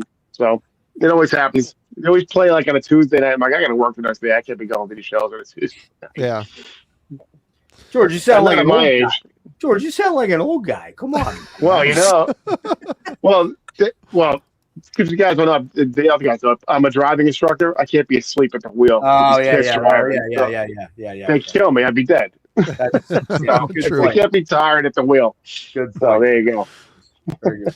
I gotta say though, when they got back together, their run of albums, I think I have Fallen. It's pretty heavy. It's They got- heavy, man. They've gotten They got really heavy. They definitely got heavier. heavier. Definitely got They heavier. got rid Yeah. of the ballads too, I believe, Yeah. right? They're not doing the ballad bullshit anymore, man. Yeah. I mean, that was like Yeah. kind of like every album you'd get it honestly, or what was that other one? What was the one on the first album? Ah, fuck. I can't remember my head. I can't remember. I know what you're talking about though, but I can't remember. They always had like one kind of lame ass ballad where it was just so weepy Sappy. and sappy. It's the sappiest, very Yeah. sappy. Yeah, just not cool. Yeah, very true. All right. Lee. Good pick, George. We're gonna make friends and enemies on this one, Marty. I think, but let's go with it. So this one everyone loves. I haven't met anyone that has never not liked this album and the movie that it was used for. All right, Trick or Treat, Fastway. Like this album. Oh yeah, that's Yeah. awesome. Best, Mhm. like not a bad song on it. Heft is kind of I could done without Heft, but it's a pretty short, the thing. But not Sammy Kerr, the guy in the thing, but the singer, the singer who was in this band, he went on to, was it Flogging Molly? I think he ended Yeah. up. Oh, come on. Yeah, Dave And King. it's like, Dave King. is his yeah, name. and I don't understand how or why he did it because his voice in this is absolutely like killer, and I don't think he ever did another album like a cock rock. There's your other term, but not like any other hair metally stuff after this, right? Did they do another? He did that album with him? Catman 2 album. Did you get that one? No, that sounds like a horrible name. No, but it's a good album. It's It not is? quite like Fastway, but he sings like that. It's got some good tunes on it. I can't find it over here somewhere. I have it somewhere over here. But this is the safe choice, right? It's a great album. Fast Wave was a great band. You know, they were pretty solid, and this was really their crowning moment. But there's two movies. I got two favorite movies, and they both have the worst actress. I hate her. I hate her in everything she does, but she's in two of my favorite movies. And this is one of them. And I fucking love this movie. And it's such a weird time because Rockstar, when that came out, wasn't like, this was basically like a hair metal adjacent movie, right? But I mean, I think I can't even read it because it's red on black and my eyes are shocking. But this stuff wasn't popular at the time, right? Because we're talking back when, you know, this is loosely based on the Halford Judas Priest thing. Yeah. And, you know, but what's cool about it is not so much the other songs, the Steel Dragon songs, and I'm not going to say his surname, but the singer that actually did the vocals on this. What's the name of the band? Steelheart. Steelheart. What a vocal. Thanks, Billy Ramone. Dude, that guy is like a fire siren, right? He can just like let him go, and the thing just sails like this one note that just cracks glass. The Steel Dragon stuff on this is absolutely phenomenal. This is a great movie. I love it. I hate Jennifer Aniston. The other movie she's in that I really love is Office Space, and I hate her in that too. But the movie was that good. That, dude, quit talking about my wife like that, goddammit. Do you know why? Because she's the same in every single thing she's in. She's always Rachel. Yeah, I don't care. She looks fucking hot. That's all I care. Lee, but she's just an annoying fucking woman. Lee, this was the album that he's had man do. I can't. In my 19. Oh, that's one of the yeah. There is in the back there. So it's a good album. It's a solid album. It's not like quite Fastway, but it's a solid album for what it is. Definitely worth checking out. Never heard of it, but I've seen it. Isn't that weird? I find it cheap now. All right. You good, Lee? I'm good. All right, Alan. All right. This will tie in just a little bit to something that Lee just brought up. So another band that, you know, similar story to others I've told tonight. They did get signed to a major, but pretty much just for one album. Had just a little bit of MTV exposure, enough for me to see the video, like the song, and go buy the album. This was a Florida band with the terrible name of Diving for Pearls. Oh, this one. Yep. Which this is not a glam band, and it's really not a hard rock band. This is a very lightweight project. It's not pop, but it's rock, maybe leaning more towards AOR. It's still guitar driven, but it's a very soft kind of sound. Nevertheless, I liked the video they had on MTV, picked it up, and I've always liked the album. Keep it around. The thing that kind of ties into what Lee said is the guitarist for this band is named Yul Vasquez, and he had been in a previous project named Rocks, and this is the Rocks single from several years earlier in the 80s. This is a little bit heavier. Now, the costumes tell you that, yeah, it's not that heavy, but it just, you know, has a little bit more of a rocking sound. Diving for Pearls is definitely a lighter sound compared to Rocks. And the funny thing with Rocks, and here's the connection, is that Yul Vasquez, when he was in this band, ended up being sort of club buddies, you know, on the scene with all the nightlife in Florida with Rob Halford.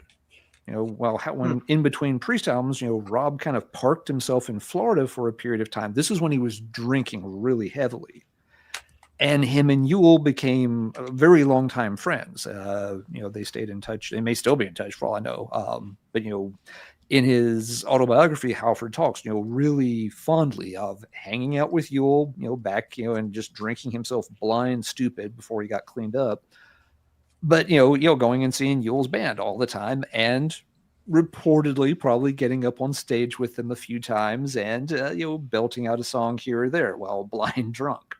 So, yeah, from Diving for Pearls, you can draw a line back to Rocks that somebody out there probably has some really bad mid 80s, camcorder footage of Rob Halford, staggering around drunk trying to sing with Yule on stage with rocks. So that's one thing that's, fun about some of these, lesser bands, like, Jeff was pointing out, the connections, Hardline had to other things. Even a band that was as innocuous as Diving for Pearls. They rubbed shoulders with heavy metal royalty a little bit. So kind of fun to connect some of the dots. I wonder if that name was kind of a double entendre sort of thing. It's very much a single entendre. Yes. Yeah, single entendre. Diving for Pearls, for full disclosure, it was, at least at the time, it was a popular phrase in gay subculture for guys giving each other a necklace. Yeah. Or going down on each other. Diving for a macaroni necklace. Yes, Marty. Macaroni. A friendship macaroni necklace with a little Care Bear locket that says those are really thoughtful. Those were thoughtful, but not. You can always eat them later too. You just boil them and you got a snack. But definitely not as thoughtful as Billy Gibbons with a pearl necklace. So there you go. I mean, all right. Okay. Well, Kiss fan here. Can't get out of here without talking about Winnie Vincent. Oh yeah, with the debut album Invasion. This thing. Man, I had this on tape back in the day. I think I had the second one on tape too. I listened to it quite a bit.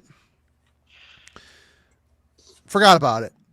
And I think Zoller gave me this CD and a box of stuff. And putting it on, it's almost unlistenable how over the top the solos are. I mean, it's shred guitar times 1,000. It's exhausting. Like completely, it's like, how can you even do that, recreate it live? It'd been just so held back in Kiss. I mean, say what you want about Kiss and Vinnie Vincent in Kiss. He wrote some good songs. I mean, Lick It Up. What a great record. Creatures. He rescued them in a lot of ways. Yeah, he rescued them.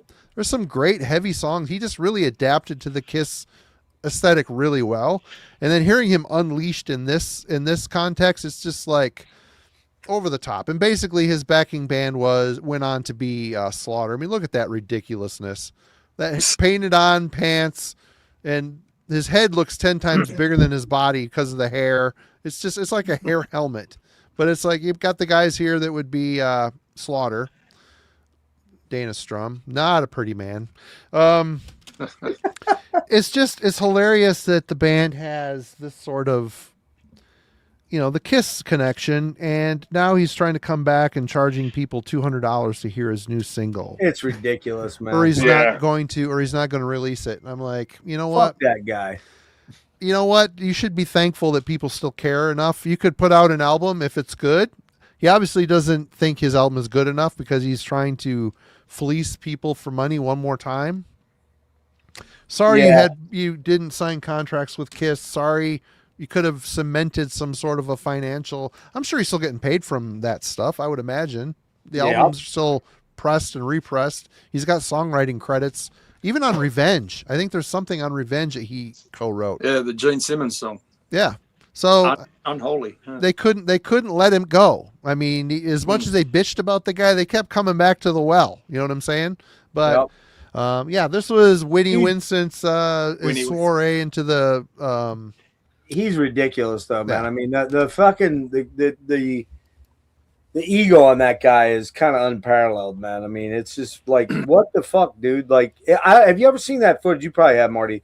The footage of him wanking on stage in like St. Louis or something, where he just, he's got so much delay and so much effects on the guitar, and you're like, this isn't even that good, man. It's just, but he did have an ear for melody, but God, man, I mean, he's just, And then he did that box set that he took pre-orders on and took thousands of dollars in and never ever gave anybody anything for. It's like, fuck that guy, man. You can only do that so many times before people stop. He could have really came back and battled his mental health demons and come back and done something that people would have maybe saluted or checked out at least.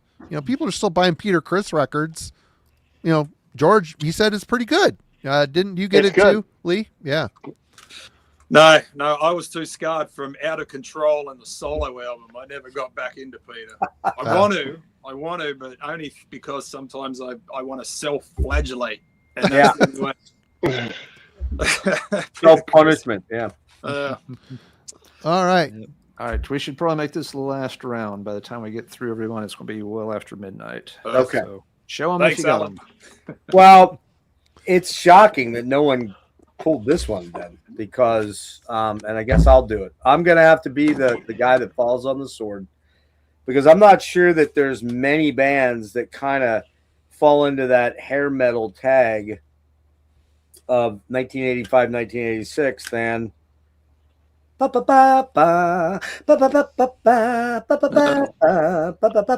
this is Europe, and I love Europe. I'm just gonna call it right now. I really do.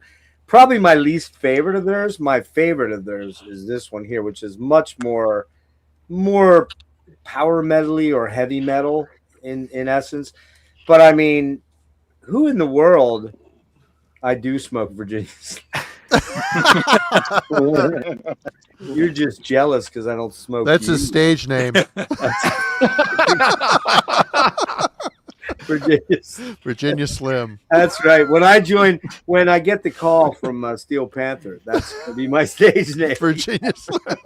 I don't think there's a human being that is older than 10 that couldn't probably do that keyboard line from The Final Countdown is the "We Built This City" of hard rock. It really is Oh. hard rock, yeah. Yeah. But there is some good songs on here like "Rock the Night" and "Danger on the Track" and Sarah. this Oh no, that was Carrie. sorry, I'm flashing Carrie. Yeah. Carrie, yeah. Sarah was a Jefferson Starship, the same Sarah band was I was Jefferson referencing a Starship. moment ago. Yes. But here's the deal on this band.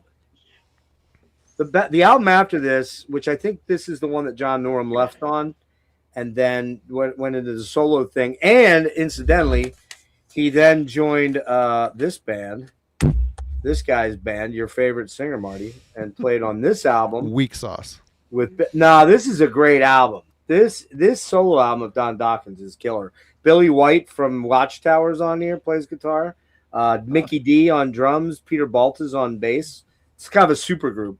But yeah, Norum leaves, and they started to get heavier. Now they've gotten back together in recent years, and man, dude, this album right here. If no one's ever heard this album right here, War of Kings by Europe, oh, I got them all. I got them. Jamming John. How'd my neighbor's wife end up on the stream? I'm the prettiest skank you'll ever see, John. You're never gonna get a piece of ass like me. I'm just saying, all right. This album right here is like a fucking super heavy Deep Purple album, man. It is really, really good. So, are they metal? I don't know, but they were definitely in that hair glam thing. This album is fantastic. Almost every album but the Final Countdown are really good. Final Countdown's kind of weak. Superstitious, and that's in the follow-up mode to Final Countdown and kind of weak too. So I like that. there you go, Europe. All right. George, let me get you on here. There you go. So this is the last one, right? This is your final countdown, George. All right. I'm going to pick a really good debut, and it's sleaze metal, but Spread Eagle. Yeah. Oh, It's yeah, a- okay, yeah. It's an absolute banger of an album. Just for the song Susie Suicide is a freaking amazing guitar lick in that one. Shit, I thought that was a Primal Fear record for a second. Yeah, it looks like it. The bird isn't made of enough metal There's parts. not enough fire coming out of the bird's It's just carrying the eyeballs. girl, though. But yeah, it's a great debut. I had to mention it in this because, it's just one of those ones. I also want to, just real quick, a new band, because there aren't too many bands out there that are new glam bands, but this one band called Wanted. If you ever heard of them. Huh. Yeah, it's basically like early Rat and early Doc and that whole heavy sound. They do it perfectly. Huh. For a newer band, because I don't listen to anything new from I listen to stuff I know from the band's established bands. Nothing like new bands coming out. There's nothing that I care about. But this one is excellent. So Wanted, cutting edge. So I wanted to mention them because it's a newer band. Gonna get a little love to them too. Obviously, you bought it and you like it, but do you think that a band like Wanted has a lane in this musical heavy culture that do you think they've got enough going on that would appeal to people's nostalgia for this stuff? Yeah, actually, I do. I think it's a really, really done well. I mean, but in this day and age, it's so tough because it's a niche thing now. So Sure, yeah. it's There is not a the modern same as it glam was. scene. Yeah, Yeah. George is right. There is a modern glam scene. It's not very huge, but there are newer bands that do make the rounds. They do okay. Yeah. So and that's a good call on Spread Eagle, George. I had that tape as a kid and always liked it. It always reminded me a little bit of like what Motley Crue might have done if they'd not gone down the Theater of Pain path. Theater of Pain path. All right, Lee. Newer band. We'll end on a newer band. Fucking Steel Panther. I've seen these guys. I've seen these guys live in Sydney, Australia, Vegas, and AC, and every single show is awesome. Like They're there's fun. no better They're so show. much fucking fun, dude. Yeah, and it's kind of half comedy show and half metal show. Yeah. And it's just the most entertaining thing. And they also have songs, and then they invite all these women up on stage to dance and sing while they play. Their jokes are so kind of interesting, and they can bounce off each other, and they're fun, and it doesn't look like it's rehearsed. I mean, But it is. It's so choreographed. It is, but it's like it doesn't feel it when you're in the moment because it's so organic when there's whatever's going on. They're really good at it. Yeah. Yeah, and I mean everyone's involved. My only real criticism to it is that they lost Lexi Fox. Yeah. And I really thought he was the shining light of that band because he didn't do anything and he played that character perfectly, that really stupid bass player. Mm-hmm. But but the other band which I thought was good, they were new, and they everyone kind of probably heard of them, was Beautiful Creatures. They were before them, right? Mm-hmm. And they were awesome. They weren't a joke at all, and just as good as Steel Panther. But I mean those guys are pros, and I mean Michael Starr, one of the best singers as far as this genre, dating right back. Yeah, Great, Satchel was in Fight. Fight, yeah. I was going to say, link that back to Alan's Rocks. But which goes back to Rob Alford. Yeah. So. Which goes back to Janie Lane, allegedly. God damn. It just is never ending. Does it get back to the I come on your back thing, though? Hit me up on email. Because I still need to know a little bit more about that. What are you going to say, George? 100 copies. I can tell you all about it. I said the singer was played with LA Guns for a little bit. They did an EP with them, Wasted. Yeah. Michael Starr? Yeah, Michael Starr did. Shit, I didn't know that. Yeah. Before Steel Panther, they were called Metal School or something, weren't they? Yeah. So they've been rehearsing this shtick for a while. That's why they're so good at it, because they played so many shows and they do it organically, All right, Alan. All right, got a few singles. We'll flip through real quick here as we wrap up and end on what was kind of a local band for me growing up. Funny thing with all three of these first singles I want to show, they're all Texas bands that leaned glam. We usually think of 80s Texas metal as leaning the other way, being heavier on the thrashier side of things. But Texas had some bands that were more in the hard rock hair side of things too. First one here, very unassuming single by a band called Nothing Nice. Never came in a picture sleeve on Happy Records. Decent single. Again, hard rock, glam tinges to it. This is a monster rarity for folks into that kind of stuff. It sells for stupid money sometimes. Wow. Also out of Dallas was DT Rocks. Don't know anything else about this band, but this single, both tracks are quite good. Again, it definitely would fit into the hard rock glammy stuff, but they are a little harder hitting than your Poisons or Warrants or stuff. There is a little bit of punch to some of these Texas bands in this style. Third one, I'm pretty sure this is a Texas band also. I might be wrong on this one though. Rod Squad. Which gotta dig that. And once again, it's got a little heavier, little gruffer sound to it. Maybe these bands, I feel like maybe wanted to lean a little bit closer to something like Wasp than to something like Poison or Theater of Pain or Motley Crue. But yeah, I did just want to first highlight the fact that there were a lot of smaller bands, that only got to maybe the single or demo stage, never quite broke out. Last single I show, this band started out in Richmond, Virginia, White Heat, and developed a little bit of a following. This single is another one that has now become a total pain in the ass to find, and sometimes is very expensive. But unlike the last few I showed, White Heat did end up going somewhere. They relocated to Charlotte, changed their name, and they were one of the last bigger successes in the glam era. White Heat became Firehouse. And I thought it was going to be Danger. We didn't see Danger. What the fuck? Hold it, Alan. Alan. Danger so many times. Alan, there's no way we can end this goddamn stream with no Danger. Are you kidding me? Ted Pooley. How about Ted? No? Okay. I am so disappointed right now. I decided to throw the curveball and leave them off the list. But Firehouse, growing up in that Southern Blue Ridge, Appalachia region, having a band from Charlotte, which was still like 2 hours away from us, it was still Danger. There it is. I pulled it. I figured Alan would pull it. There you go. Thank God. Yeah. God, I didn't sleep tonight. Yeah, Firehouse. This was one of the last albums. That was like producing multiple big hit singles off of it, including "Helpless," which, if you were paying attention, the White Heat single had as a very early version of the song "Helpless." It's a little different, but it has the same basic chorus melody to it. They just cleaned it up a lot over the years and ended up reusing it and made it into a big hit as Firehouse.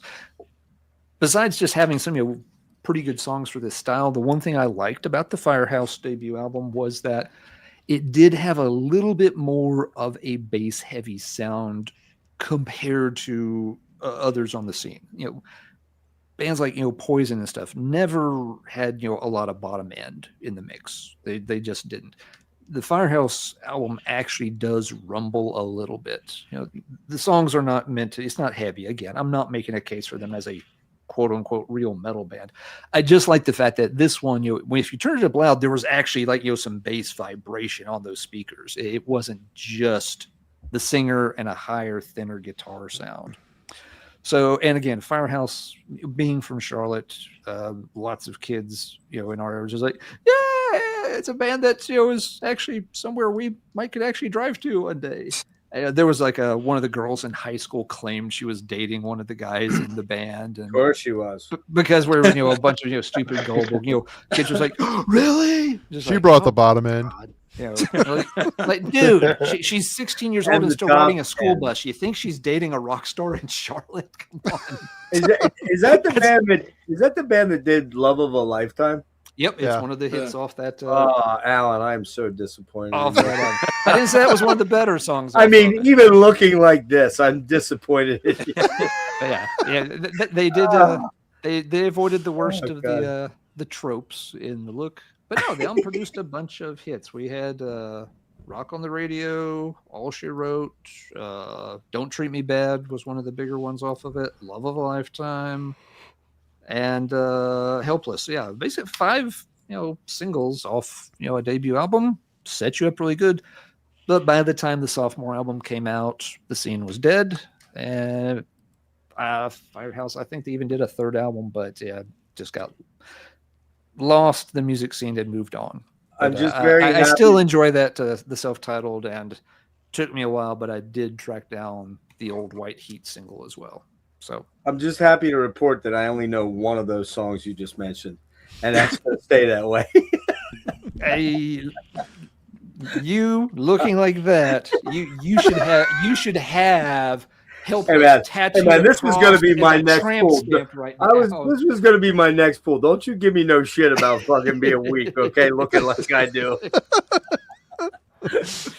Somebody mentioned in the chat there was a bunch of names. You guys, tons of people threw out names that we didn't mention, like Bullet Boys, Enough's Enough, Kicks. I have Kicks right here. Yep. Which is a local band to me. I saw them in 1983 in a club.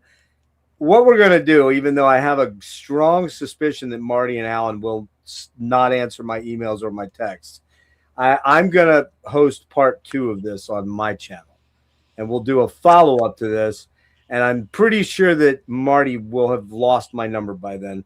I won't. I won't be. I won't. I think I Exhausted offered his- my max Marty may load be tapped out tonight. on this. So we'll bring some of the other guys on. We'll get Dennis on because Dennis is a closet for all his OG thrash metal records that Dennis has.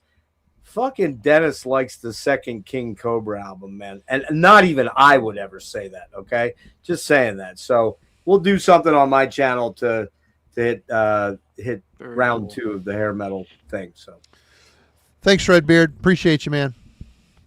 All right, my last go around here. Kind of surprised these guys didn't turn up, and they're not really glam. They don't fit into that mold, although they certainly were put there by MTV, and that would be Tesla.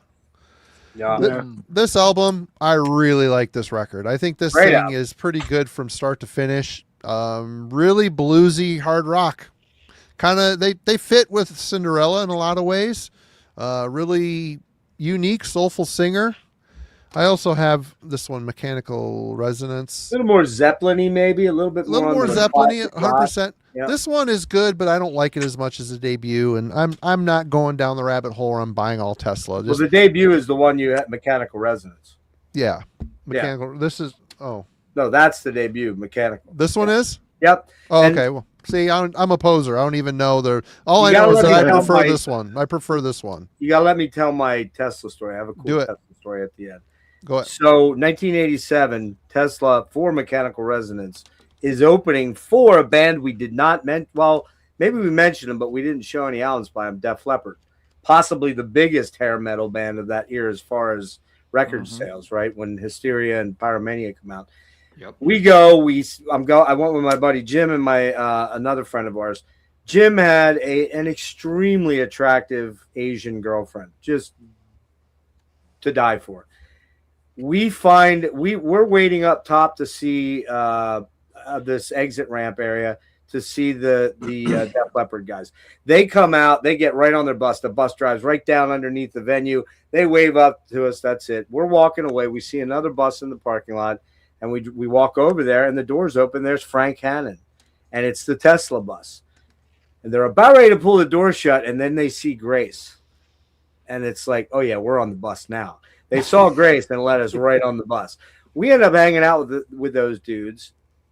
And to make it even crazier, Jeff LaBar of Cinderella drives up in a brand new whale tail 911 Porsche. This girl gets out that looks like she dropped right out of an MTV video. And they come on, and Jeff LaBar, by the way, has passed away since a couple years back. And they get on, and we just end up sitting there hanging out and partying. Next thing you know, the bus starts rolling, and Jeff Keith says to us, "Hey, you guys hip to going to New York City?" And we're all like, "Fuck no, we got to get up and work tomorrow," or whatever it was. I had college or whatever. So we ended up hanging out with the Tesla guys. They were super cool. Tommy Skio was doing coke the whole time we were there. Just saying, it was happening. I saw it, but it was killer, man. I mean, I still have the check. I didn't have anything for Jeff to sign, and I had my check. This is weird. Think about this.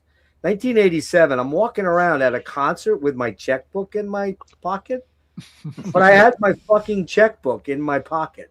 I don't know what was up with that. He signed a check, Jeff Keith, $50,000, and told me to sign it. Of course, I didn't sign it. Yeah, great guys, man. Great band. Seen them a couple times. They're Marty. You had Great Radio Controversy, the second one. Yeah, I prefer that one. Yeah, that's Heaven's Trail, right? Starts out with Heaven's Trail. I think No Way Out, No Way Out. Oh my God, I can't read it. First song should be Heaven's Trail. Hang Tough is the first song. Oh, Hang Tough. That's right. Yeah, Heaven's Trail is like the third song, and that's a great album. Yeah, man. third song. Love songs on there. Yeah. Yep. Great stuff. Yep. Well, there you have it, folks. You guys have Jeff. You just did a Cryptic Shift interview here recently, in the last day or so. Yep. Everybody go Great. check that out. Link to Gas Mask and Hand Grenades is in the description. And Jeff does a ton of killer interviews and a bunch of fun streams. Yep. Head on And over great there. deep dives. I've still got to Great work deep through more of dives. the church videos that you Yeah, it did. was a 12-hour deep dive, Alan. 3 I parts. know it's Just crazy. me But I've always talking. liked that band, and I don't know much about that band, so it's You'll- a good reference for me to. You'll spend learn a some lot time on with. that one, yeah. George G. He is the curator of the George G's Room of Rock YouTube channel, and he also does some time over on the Metal Roundtable with Scott Waters, Carcass John. Yeah, can't remember all the names all of a sudden. I'm drawing a massive blank. Steve and Seven. Yeah, Stephen Cow. Yeah. What you got going on over? Anything coming up you want to promote? Tomorrow I'll be doing a video of my 10 favorite thrash bands. So that's what's coming up. Awesome. Nice. Link in the description. Warhammer 666. He has his own channel. He also does some stuff over on the Shredbeard channel. Their Sunday metal show, weekly show. Anything you got coming up you want to talk about and tell people to go check out? I got 4 vodkas up in my fridge that's coming up in about 20 fucking minutes. And tomorrow, Sunday we got Jason Scholl, who's a fantastic artist, and Shred's kid is coming on to. We're going to ask him a bunch of questions that adults shouldn't ask children. Oh, boy. Yeah, and then Is Azer Carrera involved at all? Because if she is, I want in. we just show pictures and go, tell us what you're feeling. So we're going to see how that turns out. But no, it's the Sunday show is going to be cool. It's always cool, and thank you all. It's been fun. I really enjoy these conversations. And of course, our fearless co-leader, Alan. Good to see you as always, brother. And he does Let's Talk Metal for those who are unaware. If you're new here, what's going on Tuesday? He always has an upload every Tuesday. Yep, this coming Tuesday. Actually did a short follow-up on the Metallurgy stream I missed a couple of weeks ago, where you and Jake and Charlie talked about albums you love but don't often play. Y'all did a great discussion of that. There was one point I wanted to drill down a little deeper on in terms of, like, really, why don't we play these more often? So I spend some time on that and show a few albums that, are great albums I love, but they don't get played very much. So that's my whole debut. collection. For fuck's sake. Yeah. That's my whole collection. I mean, Yep. Well, and that's kind of, that's actually, a big part of the first of it, that, for Too a much lot of us, stuff. as when your collection gets bigger, you have to have more and more instances of that. It's, Yep. We're it's running just out of inevitable. But, and Right, I go through some numbers kind of just like, here's why. I mean, the numbers don't lie. You can't listen to it all, No. but so often, if you're going to have a bigger collection. So, yep, that'll be fun. And Yeah, Marty, what have y'all got for album club here on Heavy Metallurgy next Wednesday? We're doing Ripping Corpse, Dreaming with the Dead on Wednesday's album club. And Scott, thank you so much for the super chat. Mm-hmm. Well, that's my tip. That's for your tip. tonight, Yeah. in honor of me. That's Here's a tip: don't wear that outside the house. listen, I'm just gonna let you all know from here on out. This was such a hit. Every fucking stream I do from here on out, you're getting this, okay? You're getting this, and you can't say it's not fucking pretty, and you know it, okay? Just own it, own it. All right, everybody. Lanes. Hair metal, probably, I don't know. I'm not going to say never will come back here, but, we'll see. But go over to Gas Mask and Hand Grenades. He's going to have a part 2 at some point. We'll do something. And definitely more his lane. And thank you, everybody, for joining us on Friday. Always a great time. Link to the Discord and the server in the description. The conversation continues all week long. So yeah, we check do. that out. Just real quick, Marty, the Forgotten Metal Gems series that I Yep. do with Dennis, which is sporadic at times, we get into a lot of this kind of stuff indirectly or directly. We either talk about specific band catalogs from the 80s or early 90s, and we kind of, we jump in. Like I said, I didn't even get to talk about Leatherwolf, for fuck's sake, man. I love that. Yeah. Go check out the episode on Gas Mask. So there you go. No new singer. Yeah, I could be, man. Not really. All right, everybody, take care. We will see you next week. Oh, new review dropped today. Jimmy did the old sorcery review we put up for today. And, of course, myself, Alan, and S. Craig Zoller on Thursday did a 2-hour discussion on the new Megadeth. So check that out. Cheers, everybody. Thanks a lot. We'll see you next week.